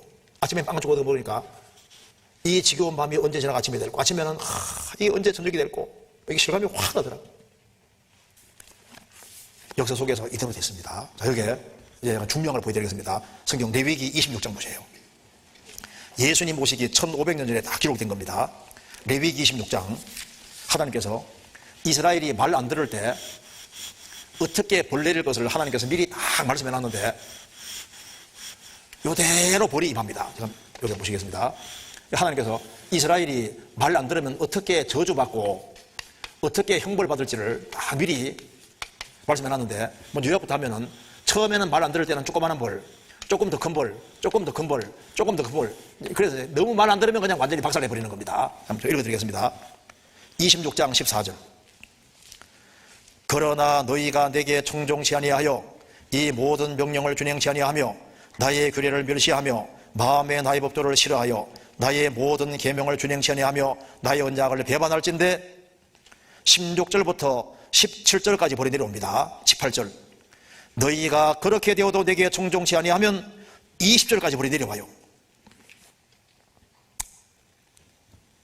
그 다음에 21절, 너희가 나를 거스려 내게 청종치 않을진대 22절까지 보내 내려오고, 그 다음에 23절, 이런 일을 당하여도 너희가 내게로 돌아오지 아니하고 나를 대항할진대 26절까지 보내 내려옵니다. 27절, 너희가 이같이 될지라도 내게 청종치 아니하고 내게 대항할진대. 즉 끝까지만 안 들으면 이렇게 된다는 겁니다. 내가 진노로 너희에게 대항하되 너희의 죄를 인하여 7배나 더 징책하리니 너희가 아들의 고기를 먹을 것이요 딸의 고기를 먹을 것이며. 자, 첫째, 끝까지만 안 들으면 일단 자녀의 고기를 먹을 것이다. 둘째, 31절, 내가 너희 성읍으로 황폐케 하고 너희 성소들로 횡령케 할 것이요 너희의 향기로운 향을 흠명치 아니하고. 그러니까 성읍과 성소가 회파될 것이다. 회파될 것, 박살날 것이다 그 말입니다. 세 번째, 32절, 그 땅을 황무케 하리니 거기에 거하는 너희 대적들이 그것을 노래할 것이며 이스라엘 땅, 적과 꿀이라는 이스라엘 땅이 황무지가 될 것이다. 이스라엘 땅은 적과 꿀이 흐르는 땅이었는데요, 신명기 28장에도 보면은 이스라엘 민족이 끝까지 말 안 들으면 하나님께서 흩어버리고 하나님께서 하늘을 닫아서 비를 안 내리게 한다고 했습니다. 실제로 이스라엘 땅에 하늘 딱 닫으니까 이스라엘 땅은 노숙이 되잖아요. 거기다가 하나님께서 티끌과 모래 내린다는 말씀대로 이스라엘 남쪽에 아라비아 사막, 사우디 사막 같은 데서 시록 같은 열풍 불게 해가지고 모래 동반한 바람 불게 해서 이스라엘 땅을 정말 황무지로 만들어버렸습니다. 이스라엘 땅이 황무지가 될 것이다, 이 말씀이 그대로 이루어집니다. 그 다음에 33절, 내가 너희를 열방 중에 들 것이요. 네 번째, 이스라엘 민족을 열방 전 세계에 분산시킬 것이다. 유랑민족이 되는 겁니다. 그 다음에 내가 칼을 빼어 너희를 따르게 하리니 너희의 땅이 황무하며 너희 성읍이 황폐하리라. 칼을 빼어 따르게 할 것이다. 이스라엘이 칼에 얼마나 비참하게 살육당할 걸 말씀하셨는데, 이스라엘이 유랑민족에 대해서 얼마나 많이 죽임당했는지 신명기 4장에 보면은 너무나도 많이 죽임당해서 남은 수가 얼마 못 될 것이다. 4,000년 역사를 가진 이스라엘 민족이 숫자가 너무너무 줄어들었는데 지금 많이 늘어나서 1,800만 명 됩니다. 그러니까 칼이 따라다닌다. 정말 가장 비참하게 2000년 동안 죽임당한 민족이 이스라엘 민족인 거예요. 그리고 그때 이스라엘 민족이 얼마나 비참하게 망할 걸 말씀하시면서 38절에 너희가 열방 중에서 망하리니 너희 대적의 땅이 너희를 삼킬 것이라. 대적의 땅이 삼킨다는 말이 무슨 말입니까? 땅이 삼킨다는 것이 집단적으로 죽임당한다. 집단적으로. 이스라엘 민족은 2000 유랑 생활 속에서 집단적으로 한꺼번에 죽임당하는 게 계속 있었잖아요. 이것이 그리스도 배척한 이후에 실제로 벌어진 일입니다. 그래서 하나님께서 저주를 미리 말씀하시고 이스라엘 죄 상태에 따라서 정확히 형벌을 내렸는데 끝까지 말 안 들으면 이렇게 된다는 말씀대로 이런 일이 정말 벌어진 거예요. 그러니까 이게 우연이 아니다 그 말입니다. 한번 보여드리겠습니다. 여기 경향신문입니다. 온 바다가 잉코로 채워져 있고 온 세계가 갈대가 편이며 온 세계인이 글을 쓴다 해도 유태인이 받은 박해를 모두 쓰기롭다는 말이 있다. 온 바다가 잉코고 온 세계가 갈대가 편이고 온 세계인이 펜 잡고 써도 유대인 박해는 못 쓸 것이다. AD 70년에 예루살렘 멸망 후 그들은 2000년 동안 터져져 망국의 한 속에 살았다. 2000년 동안. 예수님 말씀하셨습니다. 누가복음 19장에서 날이 이를지라 내 원수들이 토성을 쌓고 너를 둘러 사면으로 가두고 또 너와 및 그 가운데 있는 내 자식들을 땅에 메어치며 돌 하나도 돌 위에 남기지 아니하리니 이는 곤고받는 나를 내가 알지 못함을 남이니라 하시니라. 예수님이 너의 원수들이 토성 쌓고 너를 둘러 사면 동서남북으로 가둔다고 했죠. 이것이 그대로 이루어집니다. AD 70년에 로마 군대가 쳐들어와서 서쪽에 본진을 두고 예루살렘은 3종 성벽으로 되어 있었는데요, 첫 번째 성벽 부수고 두 번째를 부쉈는데 세 번째 못 부숴서 토성 쌓아서 사면으로 가둡니다. 이게 7km입니다. 그래서 완전 포위해서 5개월 동안 포위 공격하니까 성 안에 먹을 것이 없잖아요. 그래서 자녀 고기를 실제로 먹는 일이 벌어지게 되는 겁니다. 타이터스는 로마 정예부대 8만 명 끌고 와서 이스라엘 정복한 겁니다. 티투스는 성 주변에 토성을 쌓도록 명령했다. 밤낮을 이은 공사 끝에 성벽을 외부 완전 차단시키는 7km의 토성은 완성되었다. 옛부터 예루살렘이 겉옷 배침을 입으면서도 토성으로 둘러쳐진 적은 이때뿐이다. 예수님 뭐라 하셨습니까? 토성 쌓고 사면으로 가둘 것이다. 예수님 말씀하신 대로 정말 토성 쌓아 사면으로 가둔 거예요.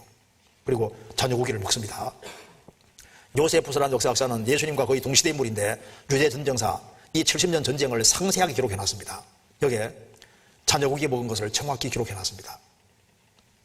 굶주려 견디도 못해 자식 잡아 못하 마리아라는 여자가 예루살렘 성 안에서 식량을 다 빼앗기고 결국에는 자기 아들을 죽여서 음식으로 먹는 이 내용이 정확히 생생 기록되어 있습니다. 그래서 신명기 28장에 자녀 고기를 먹을 것이다. 자기의 낳은 어린 자식을 가만히 먹을 것이다. 아들의 고기에 딸의 고기 먹는다는 말씀이 그대로 이루어진 겁니다. 이 전쟁으로 유대인들은 110만 명 죽임당하고 135년에 내가 너희를 열방중에 들 것이요 전 세계 유람민족이 되잖아요. 너희 땅이 황무하며 너희 성읍이 황폐하리라. 이스라엘 땅이 정말 황무지로 바뀌었습니다. 2000년 동안. 그리고 70년에 110만 명, 135년에 58만 명 죽임당하고 유랑민족에 대해서 가는 곳곳마다 계속 죽임당하다가 1939년부터 1945년 6년 사이 600만 명이 죽임당합니다. 칼을 빼어 너희를 따르게 할 것이다. 이 말씀이 그대로 이루어졌습니다. 유대인들은 박해받고 도망치고 박해받고 도망치기 반복된 거예요. 제가 우크라이나에 여기 유대인 이산도를 드린 건데요. 우크라이나에 제가 전도하러 여러 번 갔었습니다. 하필이면 제가 갔던 데가 지금 전쟁터가 되어 있습니다. 그러니까 키예프, 그다음에 하리코프, 오데사 세 군데를 주로 전도하러 다녔었는데요. 거기가 다 지금 전쟁터가 되어 있습니다. 우크라이나는 유대인들이 많이 살았습니다. 그래서 12세기부터 유대인들이 들어오기 시작해서 16세기 때 유대인들 60만 명이 한꺼번에 죽임당한 적도 있었습니다. 지금 여기 젤렌스키도 유대인 피가 흐른다고 하지 않습니까? 그리고 이제 유대인이 지금 이스라엘 땅에 많이 돌아갔지만 아직도 꽤 많이 삽니다. 유대인들을 제일 많이 죽인 곳이 바로 아우슈비츠입니다. 세상 모든 나라 중에 흩어서 그들로 환란을 당하게 할 것이며 또 그들로 내가 쫓아보낼 모든 곳에서 치욕을 당케 하며 말거리가 되게 하며 조롱과 저주를 받게 할 것이며 2000년 유랑 생활 속에 정말 이스라엘 민족은 얼마나 치욕을 당하고 말거리가 되고 유태인 같은 놈이라고 조롱과 저주를 실제로 받았잖아요. 유대인이라는 이유 때문에. 아우슈비츠. 아버지는 매일 아침 발코니에서 유대인 향해 사당son을 쐈다. 나치 장교가 딱 일하면은요 수용소에서 아침마다 총을 빵빵 쏴서 유대인 죽이는 거예요. 딸이 대신 사죄했습니다. 유대인들을 싣고 와서 죽였습니다. 수용소가 그대로 다 남아있습니다. 이 사람이 엘리 위젤인데 수용소에서 살아남은 사람입니다. 노벨상 타죠. 86년 노벨 평화수상자 엘리 위젤. 15세 때 유대인 대학살을 목격. 유대인 수용소 모습입니다. 그리고 이게 이중 실종으로 되어 있었는데 6000볼트 전류가 흐르고 있었습니다. 6000볼트. 이 사람은 이제 도망가다가 감전돼 죽었는데 6000볼트에 죽었는데 그대로 뒀어요. 이 사람은 너무너무 힘들어서 그냥 철조망에 달려들어서 자살한 겁니다. 포로 수용소에서 그대로 달려들어가 자살했습니다. 유대인들에게는 수인번호, 죄수번호를 새겼습니다. 심지어 아이들에게도 죄수번호를 새겼습니다. 보이죠? 그리고 에스겔 23장에 내가 너를 향하여 투기를 발하리니 그들이 분노로 내게 행하여 내 코아기를 깎아버리고 남은 자를 칼로 떨어뜨리며 내 자녀를 빼앗고 그 남은 자를 불에 살하며 또 내 옷을 벗기며 내 장신을 빼앗을지라. 이스라엘이 과거 역사 속에서 이방 사람들이 이스라엘 민족을 괴롭힐 때 코아기를 깎아버리고 막 이런 일이 있었는데 이게 과거로 끝나는 게 아니라 20세기 때 대거 이런 일이 있었는데요. 코아기를 깎아버린다 그러지 않습니까? 이제 유대인들을 잡아갈 때 나 유대인 아닙니다 하면요 아래로 딱 뺏겨봅니다. 유대인은 할례 받았잖아요. 거짓말을 선수하면 그 벌로 실제로 가위를 가지고 유대인 코 깎아버리고 귀 깎아버리고 했습니다. 20세기도 이런 일이 있었던 거예요. 그리고 여기 보면은 또 내 옷을 벗기며 장식 뺏어 간다 그랬는데 20세기에는요 막 대거 민족적으로 옷을 뺏겼고 유대인 거 몽땅 다 뺏어갔잖아요. 유대인들 죽일 때 이 특징이 옷을 벗겨 죽였습니다. 민족적으로 옷 뺏김 당해 죽임당한 민족이 이스라엘이잖아요. 깨서실에 집어넣을 때 다 뺏겨서 집어넣습니다. 이런 민족은 없잖아요. 여기 수용소 깨서실 여기에 물 나오는 것처럼 되어 있는 여기에 가스가 쫙 나오는 거예요. 지굴론비라는 가스를 마셔 죽였습니다.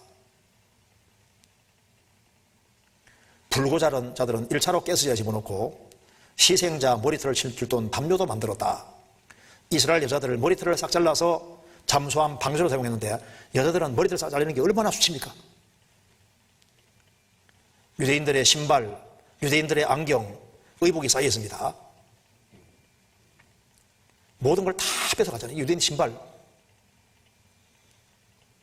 그리고 유대인들이 죽어 나오면은 이를 다 끄집어내서 이에 있는 금리를 따로 선별했습니다. 그래서 이거 유대인 1호 만든 금괴입니다. 의학 실험에 인체를 제공했는데요. 온갖 병균을 유대인들에게 주사했습니다. 생체 실험으로 유대인들을 사용했던 겁니다. 천여 다리 쫙 째서 실험 도구 사용하고 대충 꾸며놓은 거예요. 온갖 병균을 집어넣고 산 사람 해골 째서 실험 도구를 사용하는 장면입니다. 유대인 40만 명을 실험용으로 죽였다. 짐짝처럼 시체를 취급하고 트럭에 3,000명처럼 실려 화장실로 가고 있는 시체들, 이런 민족은 없잖아요. 연합군이 와보니까 미처 시체 붙지 못하고 다 도망가 버렸어요. 이것이 우리와 관계가 있습니다. 이게 지금 뭐 비디오로 다 남아있고 다 촬영 다 되잖아요. 세상 사람들이 모르도록 소강도에 태워버렸는데 이게 100일 나에 다 드러났습니다. 근데 이것이 우리와 무슨 관계가 있을까요? 우리와 관계가 있어요. 자, 성경 찾아보시겠습니다. 누가복음 23장입니다. 예수님이 설명한 거 보겠습니다. 누가복음 23장. 누가복음 23장 27절입니다. 27절.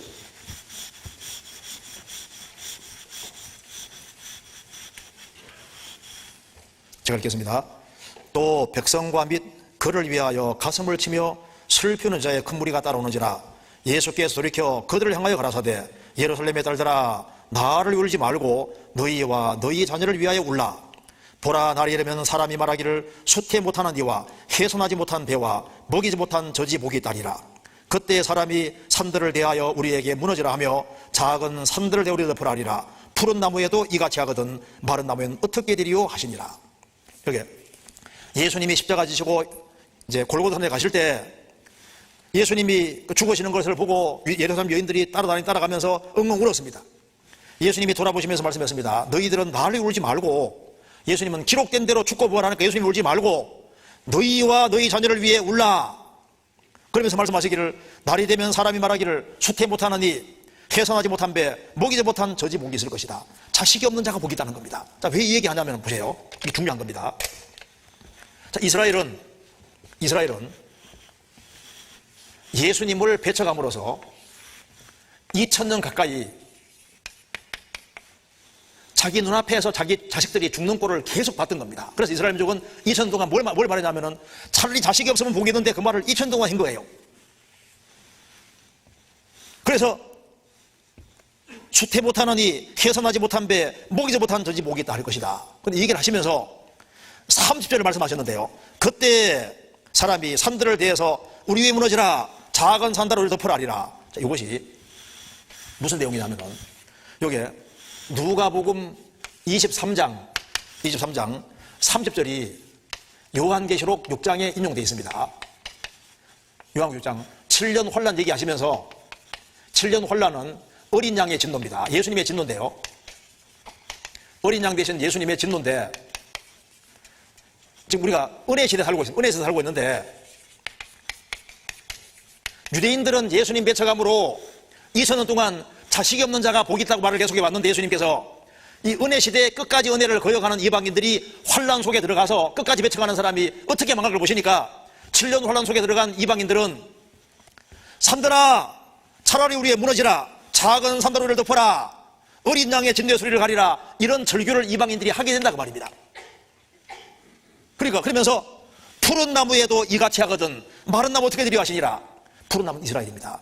하나님의 선민인 유대인들이 그리스도 배척해서 이렇게 망한다면은 마른 나무 같은 이방인들이 그리스도 배척할 때 얼마나 더 큰 환란을 당하겠으며 영원한 지옥에 떨어질 것인지를 보시고서 예수님께서 푸른 나무에도 이같이 하거든 마른 나무 어떻게 되리요 영원한 지옥을 보시고서 말씀하신 거예요. 여기 보시겠습니다.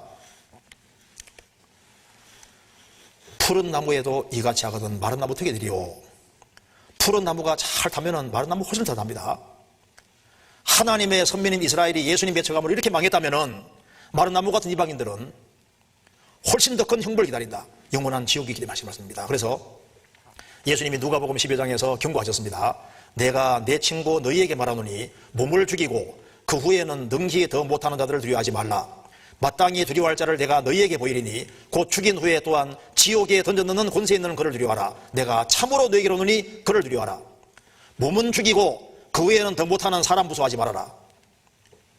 진짜 무서운 것은 죽인 후에 또한 지옥에 던져넣는 권세 있는 하나님을 두려워하라. 내가 참으로 너희에게 이르노니 그를 두려워하라. 정말 무서운 것은 육체의 죽음이 아니라 지옥 들어가는 것이 무서운 거다 그 말입니다. 예수님 말씀하셨습니다. 거기는 구더기도 죽지 않고 불도 꺼지지 아니하느니라. 사람마다 불로서 손해받으리라. 인간이 느끼는 고통 중에 제일 큰 고통이 불탈 때입니다. 그래서 허리가 끊어질 것 같은 고통은 6점 고통이고, 아기를 낳을 때 고통은 8점 고통, 손가락발가 잘라질 때는 9점 고통, 불탈 때 제일 큰 고통입니다. 그래서 영원한 지옥이기 때문에 주님께서 경고하고 계신 거예요. 이스라엘은 성경대로 형벌을 받았습니다. 그런데 성경 말씀하기를 이스라엘은 형벌은 받지만은 영원히 받는 게 아니고 형벌 받는 기간이 끝나면 반드시 회복되도록 되어 있는데, 이스라엘은 지금 형벌 받는 기간이 끝나고 어떻게 됩니까? 우리 시대에 회복되고 있잖아요. 성경에는 이스라엘이 회복될 것이 자세히 기록이 되어 있습니다. 신명기 4장에 보면은 이스라엘은 형벌 받지만은 끝날이 되면은 반드시 돌아온다고 했고, 신명기 3장에도 이스라엘 민족은 때가 되면 주님 돌아오게 하시는데 하늘 가에 있을지라도 반드시 이끌어서 이스라엘 땅에 집어넣는다고 했습니다. 에스겔 36장에는 이스라엘이 이스라엘 땅에 돌아와서 이스라엘 땅이 옥토로 바뀐다고 했습니다. 우리 시대에 이미 이루어졌습니다. 그리고 에스겔 37장에서는 이스라엘이 이스라엘 땅에 돌아와서 고토로 돌아와서 나라가 된다고 했는데 우리 시대에 이것이 우리 시대에 이루어졌습니다. 성경 한번 보시겠습니다. 에스겔 37장입니다. 에스겔 37장, 에스겔 37장 1절입니다. 여호와께서 권능으로 내게 임하시고 그 신으로 나를 데리고 가서 골짜기 가운데 두셨는데 거기에 뼈가 가득하더라. 나를 그 뼈 사방으로 지나게 하시기로 본즉 그 골짜기의 지면에 뼈가 심이 많고 아주 말랐더라.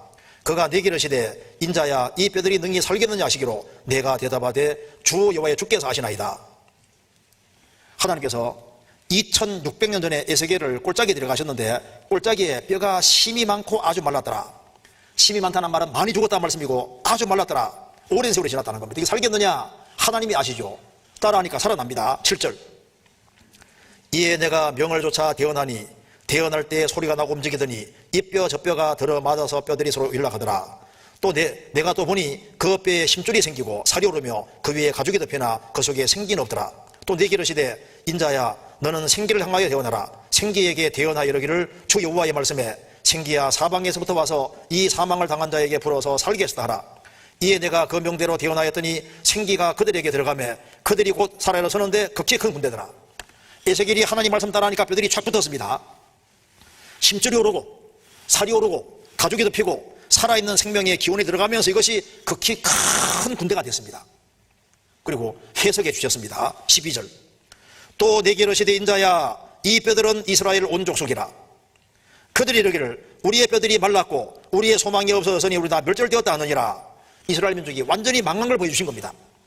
회복되는 것이 불가능한 걸 보여주신 겁니다. 12절.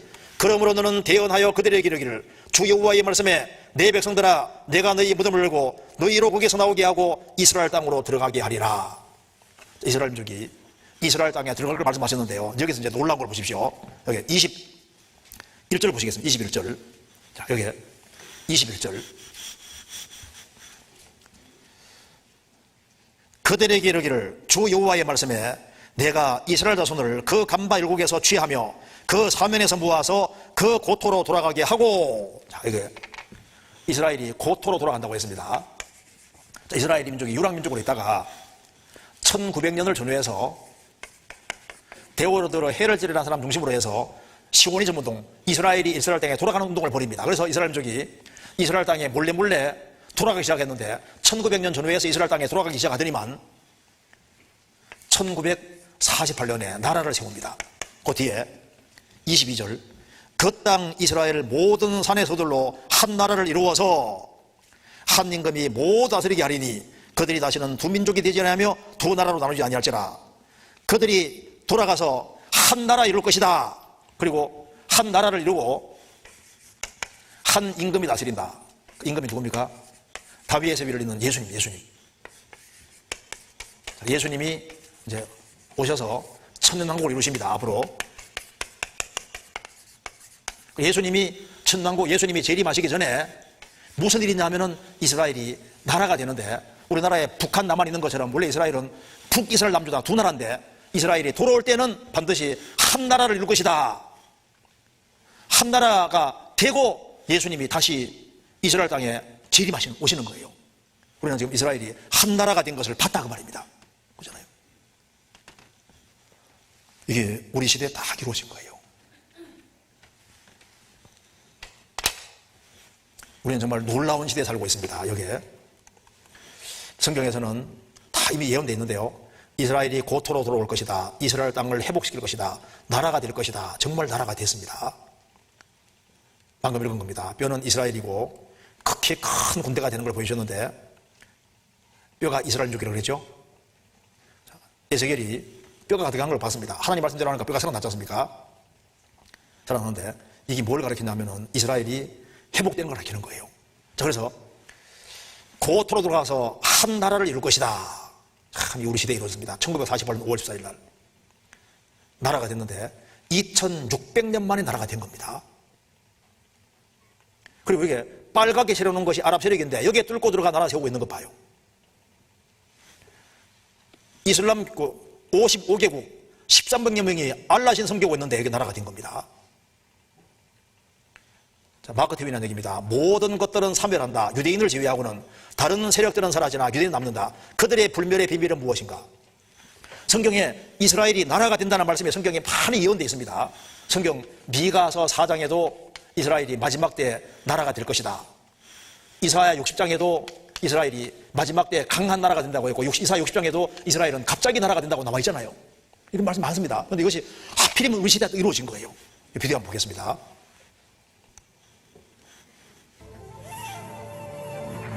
AD 70년 로마에 의해 멸망당한 뒤 지구상에서 사라졌던 나라. 그 이후 1900년 동안 모진 고난과 핍박, 박해 속에 유랑생활을 했던 이스라엘은 1948년 독립국가를 재건했다. 1900년 만에 이루어진 기적 같은 독립. 인류 역사상 유례를 찾아볼 수 없는 이스라엘의 이 같은 역사를 세상은 기적이라 했다. 과연 무엇이 이스라엘의 독립을 가능케 했던 것일까? 예수님의 예언이 있은 지 40년 후 무화과 나무가 말라 죽었듯 이스라엘은 로마에 의해 멸망당했다. 당시 이스라엘의 멸망을 똑똑히 지켜보았던 유대 역사가 요세푸스는 그날의 참상을 이렇게 전하고 있다. 성에서 외출하는 길이 단절되면서 기근이 더욱 심해졌다. 안전의 희망은 끊어졌고 집마다 가족마다 배고픔을 참지 못해 사람을 먹는 끔찍한 일이 발생했다. 실내와 성의 소로에는 온통 어린이와 노인의 시체들, 그리고 죽어가는 여자들로 가득했다. 예수님의 예언에 따라 멸망된 이스라엘. 그 후 1900년 동안 이스라엘 땅은 이방인들에게 짓밟혔고 유대민족은 세계 도처로 뿔뿔이 흩어지게 됐다. 그러나 1948년 이스라엘은 영국의 지배를 끝으로 독립을 선포했다.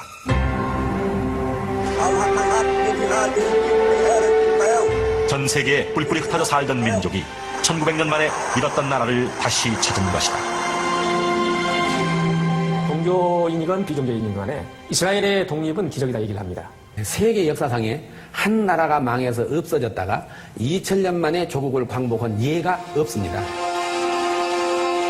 수많은 사람들은 이스라엘의 독립을 기적이라 했다. 그도 그럴 것이 잃었던 나라를 1900년 만에 다시 세운다는 것은 인류 역사상 유일무이한 이스라엘만의 역사였기 때문이다.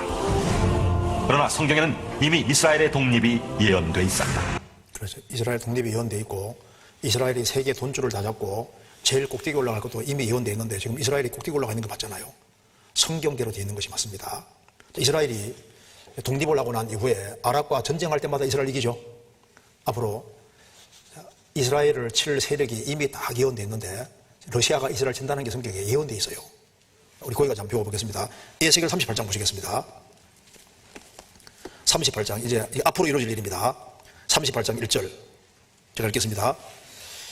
여호와의 말씀이 내게 임하여 가라사대 인자야 너는 마곡 땅에 있는 곧 로스와 메섹과 두발 왕에게로 얼굴을 향하고 걸을 쳐서 예언하여 이르기를 주 여호와의 말씀에 로스와 메섹과 두발 왕 고가 내가 너를 대적하여 너를 돌이켜 갈고리로 내 아가리를 꿰고 너와 말과 기병 곧 내 온 군대를 끌어내되 완전한 갑옷을 입고 큰 방패와 작은 방패를 가지며 칼을 잡은 큰 무리와 그들과 함께한 바 방패와 투구를 갖춘 바사와 구스와 북과 고멜과 그 모든 때와 극한 북방의 도갈모속과 그 모든 때 곧 많은 백성의 무리를 너와 함께 끌어내리라. 이것이 2600년 전의 기록입니다. 지금 그 우크라이나하고 지금 러시아가 지금 전쟁하고 있잖아요. 그죠? 러시아하고 우크라이나가 지금 전쟁하고 있는데 지금 원래 러시아라는 나라가 생긴 것이 원래 키예프 공국 이제 우크라이나 있지 않습니까? 거기에서 러시아가 생겨가지고 이렇게 된 거예요. 그래서 사실 러시아하고 우크라이나하고 말이 한 60% 정도 비슷합니다. 그러니까 서로 말 안 배워도 상당히 많이 통해요. 그래서 소비에트 연방으로 있을 때는 우크라이나가 러시아하고 사이가 좋았는데 사실은 우크라이나는 수탈을 많이 당해서 이 러시아에 대한 반감이 굉장히 큽니다. 한국 사람이 일본 사람 싫어하는 것처럼요. 이 우크라이나 사람들은 러시아를 굉장히 싫어하는데 수탈을 하도 많이 당하고 어려움을 많이 겪어가지고 굉장히 싫어하는데 러시아 공산주의 그 당시에 이제 우크라이나 사람 중에도 러시아 공산주의를 그리워하는 사람들도 꽤 있어요. 자, 그런데 나토. 이제 북대서양 조약기구인데 이제 러시아 세력이 워낙 크니까 유럽의 많은 나라들이 이제 러시아가 워낙 무기가 많으니까 한 나라 치면은 공격당할 수 있잖아요. 공격당하면은 그래서 이제 서로를 보호하기 위해서 이제 러시아를 대항하기 위해서 이제 북대서양 조약기구에서 한 나라가 침공 당하면 같이 돕는 이걸 이제 채운 겁니다. 그런데 이제 우크라이나가 이제 나토에 가입하려고 하잖아요. 그러니까 러시아가 아니 우리하고 친해야 되는데 이게 유럽하고 친하고 짝짝꿍하면요. 러시아는 이제 러시아 쪽에서 이제 세계적으로 어떤 세력을 넓히는 데 있어서 우크라이나가 굉장히 중요한 역할을 하는 겁니다. 그래서 러시아는 어떻게 하든 간에 이걸 장악하려고 하는데 지금 전쟁이 진행 중이지 않습니까? 그런데 이런 모든 건 다 그림자고 이번에 러시아가 우크라이나 치는 거 보면요. 앞으로 러시아가 이스라엘을 치는 것이 이것이 정말 얼마든지 가능한지가 정말 우리가 실감하는 시대가 되었습니다. 자, 이거 한번 보시겠습니다.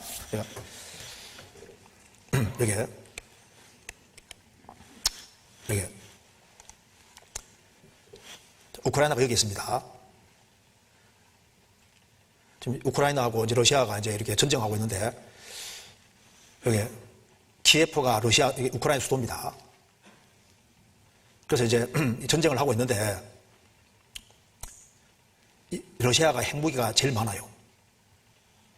신형 무기를 정말 많이 가지고 있는데 러시아는 핵무기를 많이 가지고 있는 나라입니다. 자, 여기 이제 나중에 말씀드리고 이제 러시아가 이스라엘 침공하는 거 얘기 잠깐만 말씀드리겠습니다. 러시아가 주변 나라 대동하고 이스라엘 친다고 이미 예언되어 있는데 제가 한번 읽어보겠습니다. 여호와의 말씀이 내게 임하여 가라사대 인자야 에스겔아 너는 마곡 땅 자, 조금 더 보여드리겠습니다. 소련 땅을 옛날부터 마곡 땅이라고 불렀습니다. 마곡 땅에 있는 곡 통치자입니다. 곧 로스와 러시아입니다. 메섹과 히브리 말로 메섹, 헬라 말로 모스키고 이게 나중에 모스코 러시아 수도가 됩니다. 두발 왕에게로 두발은 시베리아 동쪽의 제일 큰 땅덩어리입니다. 왕에게로 얼굴을 향하고 걸을 쳐서 예언하여 이르기를 주 여호와의 말씀에 로스와 메섹과 두발 왕 고가 내가 너를 대적하여 너를 돌이켜 갈고리로 내 아가리를 깨고 무술은 두목이잖아요. 너와 말과 기병 곧 내 온 군대를 끌어내되 완전한 갑옷을 입고 큰 방패와 작은 방패를 가지며 칼을 잡은 큰 무리와 엄청난 군사력으로 내려오는데 2600년 전 용어로 기록해놨습니다. 그리고 여기에 메섹 두발, 로시, 메섹 두발 독일어 성경에 똑같이 이렇게 로시 메섹 두발로 되어 있고 영어 성경에 똑같이 로스 메섹 두발로 되어 있잖아요. 여기에 그리고 동맹하는 나라 보시면은 그들과 함께한 바 방패와 투구를 갖춘 바사는 페르시아고 1935년에 이란으로 이름 바꿨습니다. 구스는 시브리 말로 구스, 헬라 말로 에디오피아입니다. 붓은 리비아입니다. 코리아 한국도 가듯이 붓은 리비아입니다. 고멜과 그 모든 때와 극한 북방의 도가마스과 고멜은 동굴아파 쪽이고 도갈마는 터키와 그 윗지방입니다. 그 모든 때 곧 많은 백성의 무리를 너와 함께 끌어내리라. 그래서 여기 러시아와 이스라엘 전쟁할 때 원래 러시아가 이겨야 되는데 이스라엘 이깁니다. 로보트로스라는 영국의 한 주교가 지금부터 300년 전 사람인데 300년 전에 로보트로스라는 영국의 주교 한 목사님입니다. 성공의 목사인데 비숍입니다. 이분이 300년 전에 1713년에 에스겔 38장 39장에 대해서 이렇게 전하는데 이걸 번역해 보여드리겠습니다. 영국 런던의 로스 주교는 지금부터 300년 전인 1703년에 에스겔 38장 39장에 대해서 이렇게 말했습니다. 에스겔의 예언은 의심할 법 없이 이스라엘이 이스라엘 땅으로 돌아올 때인 세상의 마지막 때와 관련되어 있다. 에스겔 36장은 땅의 회복, 37장은 이스라엘 나라가 되는 것입니다. 그 다음에 전쟁이 나니까요. 로스는 스키치안 거주민들을 의미하는데 여기 성경의 골로새서의 스구디아인이 바로 이 사람들입니다. 러시아의 야만족입니다. 로스는 스키치안 거주민들을 의미하는데 그 말에서 러시아 사람들이라는 이름이 유래되었다. 이 가공할 이스라엘 땅의 진공을 하나님께서는 패배시킬 것이다. 페르시아 사람들, 이란 이라크 지역에 있는 페르시아 사람들, 동쪽으로 아프가니스탄, 남쪽으로 에티오피아 사람들, 서쪽으로 무어인들, 리비아 사람들이 러시아 침략에 동참할 것이다. 300년 전에 선한 거예요. 300년 전에. 그때도 성경이 있었으니까요. 그리고 스코필드가 바로 이 사람입니다. 스코필드는 유명한 스터디 바이블, 지금도 이거 많이 봅니다. 스코필드 스터디 바이블에서 1909년에 에스겔 38장 39장 37장 38장에 이렇게 말했습니다. 스코필드가 1909년에 한 얘기입니다. 저는 이해할 수도 없고 설명할 수도 없지만 러시아가 이스라엘 침략할 것이다. 자, 왜 이해할 수 없다 그랬냐면은 이때는 이스라엘은 지금 이스라엘 땅에 막 돌아올 때잖아요. 나라가 없을 때입니다. 그리고 왜 이해할 수 없다고 했냐면은 그 당시에 이스라엘은 존재하지도 않았고 이스라엘은 1948년 독립했으니까요. 러시아는 기독교 정규 국가였습니다. 러시아가 기독교 국가입니다.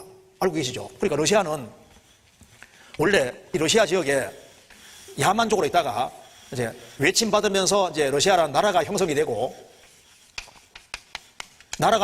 얼마 안 돼서 이제 기독교를 받아들입니다. 그러니까 로마란 나라가 동로마 서로마라 골라지면서 이 서로마가 로마 카톨릭이 되고 동로마가 그리스 정교가 됩니다. 그리스 정교. 그래서 이제 러시아가 나라 되고 얼마 안 돼서 그리스 정교를 받아들여서 러시아가 이제 이게 러시아 정교가 되는 거예요. 러시아는 기독교를 받아들이고 1000년 동안 기독국가입니다. 1000년. 그러니까 러시아라는 나라가 그전에는 막 약탈을 삼았는데 기독교를 받아들이고 난 이후에는 순해진 거예요. 왜? 예수님 말씀하시기를 오른밤 때리면 어떻게 하라고요? 왼밤 때리라 했지 않습니까? 그러니까 땅덩어리는 큰데 여기저기서 외침받으니까 방언은 해도 침략을 안 하니까 막 서러움을 아주 많이 겪은 나라입니다.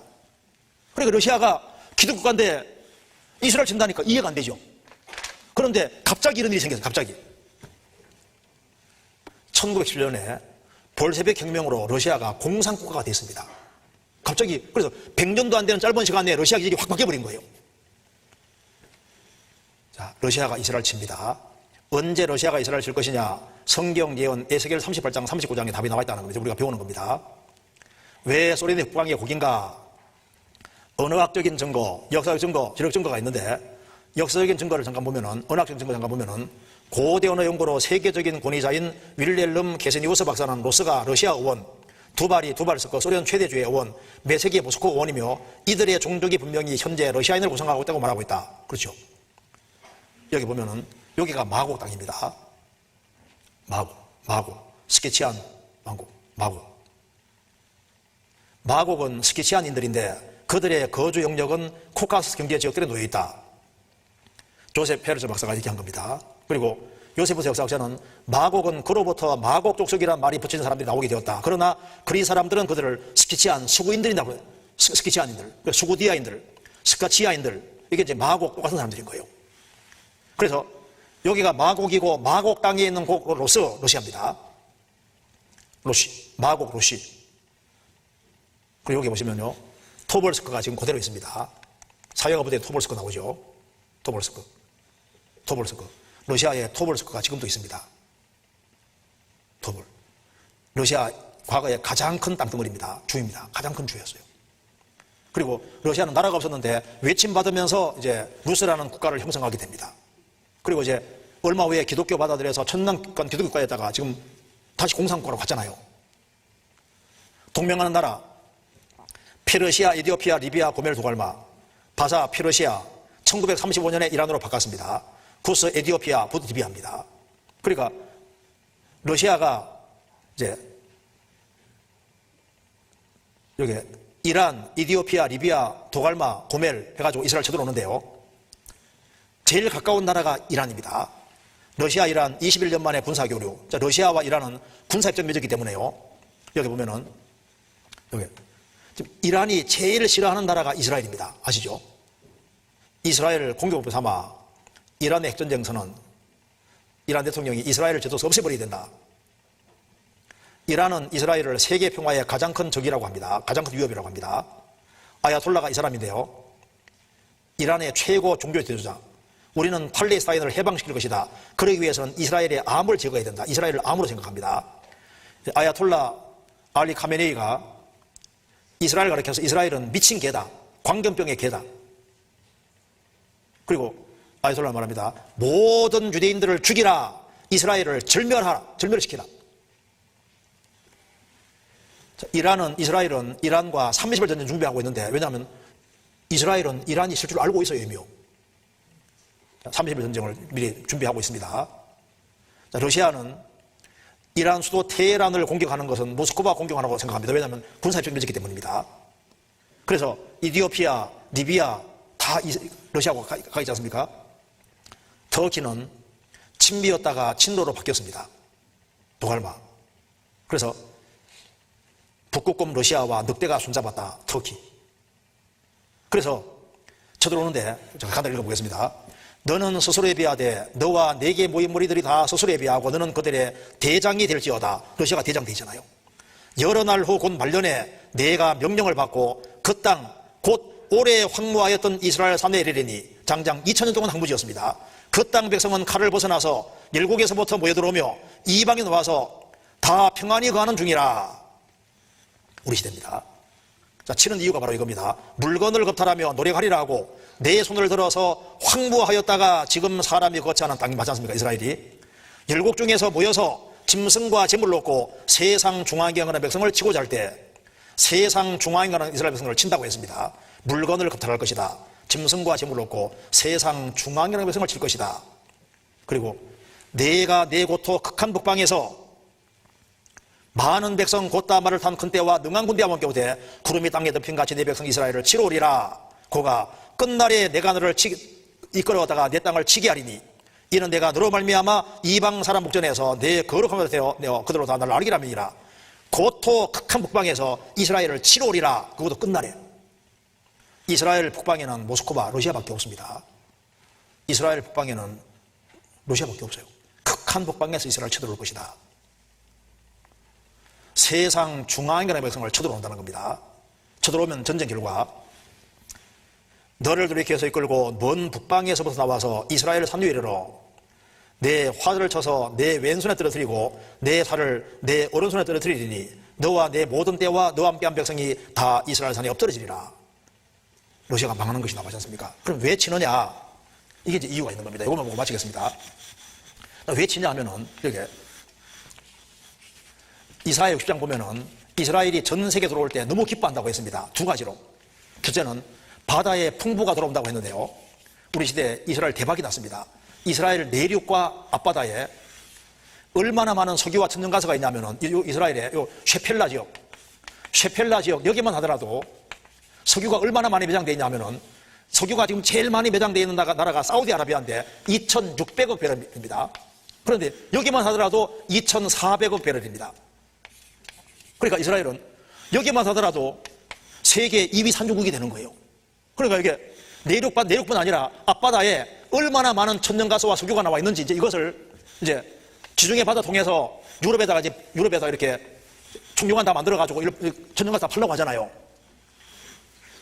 그리고 여기 이제 앞바다가 보물창고에다가 또 이스라엘 사이에 바다가 있는데 지구상에 소금 바다는 그렇게 많은데 여기만 보물창고입니다. 다른 데는 소금이 들어있는데 여기는 지구상이 제일 낮은 바다인데 하나님이 수천 년 동안 온갖 좋은 것은 다 집어넣어가지고 이 사해 바다 물의 가치가 얼마큼이냐면은 미국, 영국, 프랑스 3개 국가재산 가져와도 이걸 못 산다고 합니다. 어느 사람은 로마 시대부터 현재까지 발행된 돈을 다 가지고 와도 이거 못 산다고 하는 거예요. 그리고 이제 중동의 평화가 오고 이스라엘 민족은 1000만 명 이상 있는데 유대인들이 이스라엘 땅에 다 들어오면은 세상에 돈 좀 유대인 다 잡았으니까 여기 들어오면은 이스라엘은 돈방석이 앉는 나라가 되는 거니까 지금 우크라이나하고 전쟁해서 이 러시아가 상황이 안 좋아지고 러시아에서 천연가스라든가 이런 거 다 유럽에 팔아먹고 있는데 사이가 안 좋아지면요 이쪽에서 다 이제 끌어가면요 러시아는 경제가 아주 안 좋아지고 하면요 이제 여기만 딱 차지하면은 러시아는 문제 끝나버리는 거예요. 앞으로 러시아가 쳐들어옵니다. 그런데 그날이 망하는 날이 되는 거예요. 이게 언제 기록이냐면 2600년 전 기록이라고요. 이게 누구 말씀입니까? 사람 말이 아니잖아요.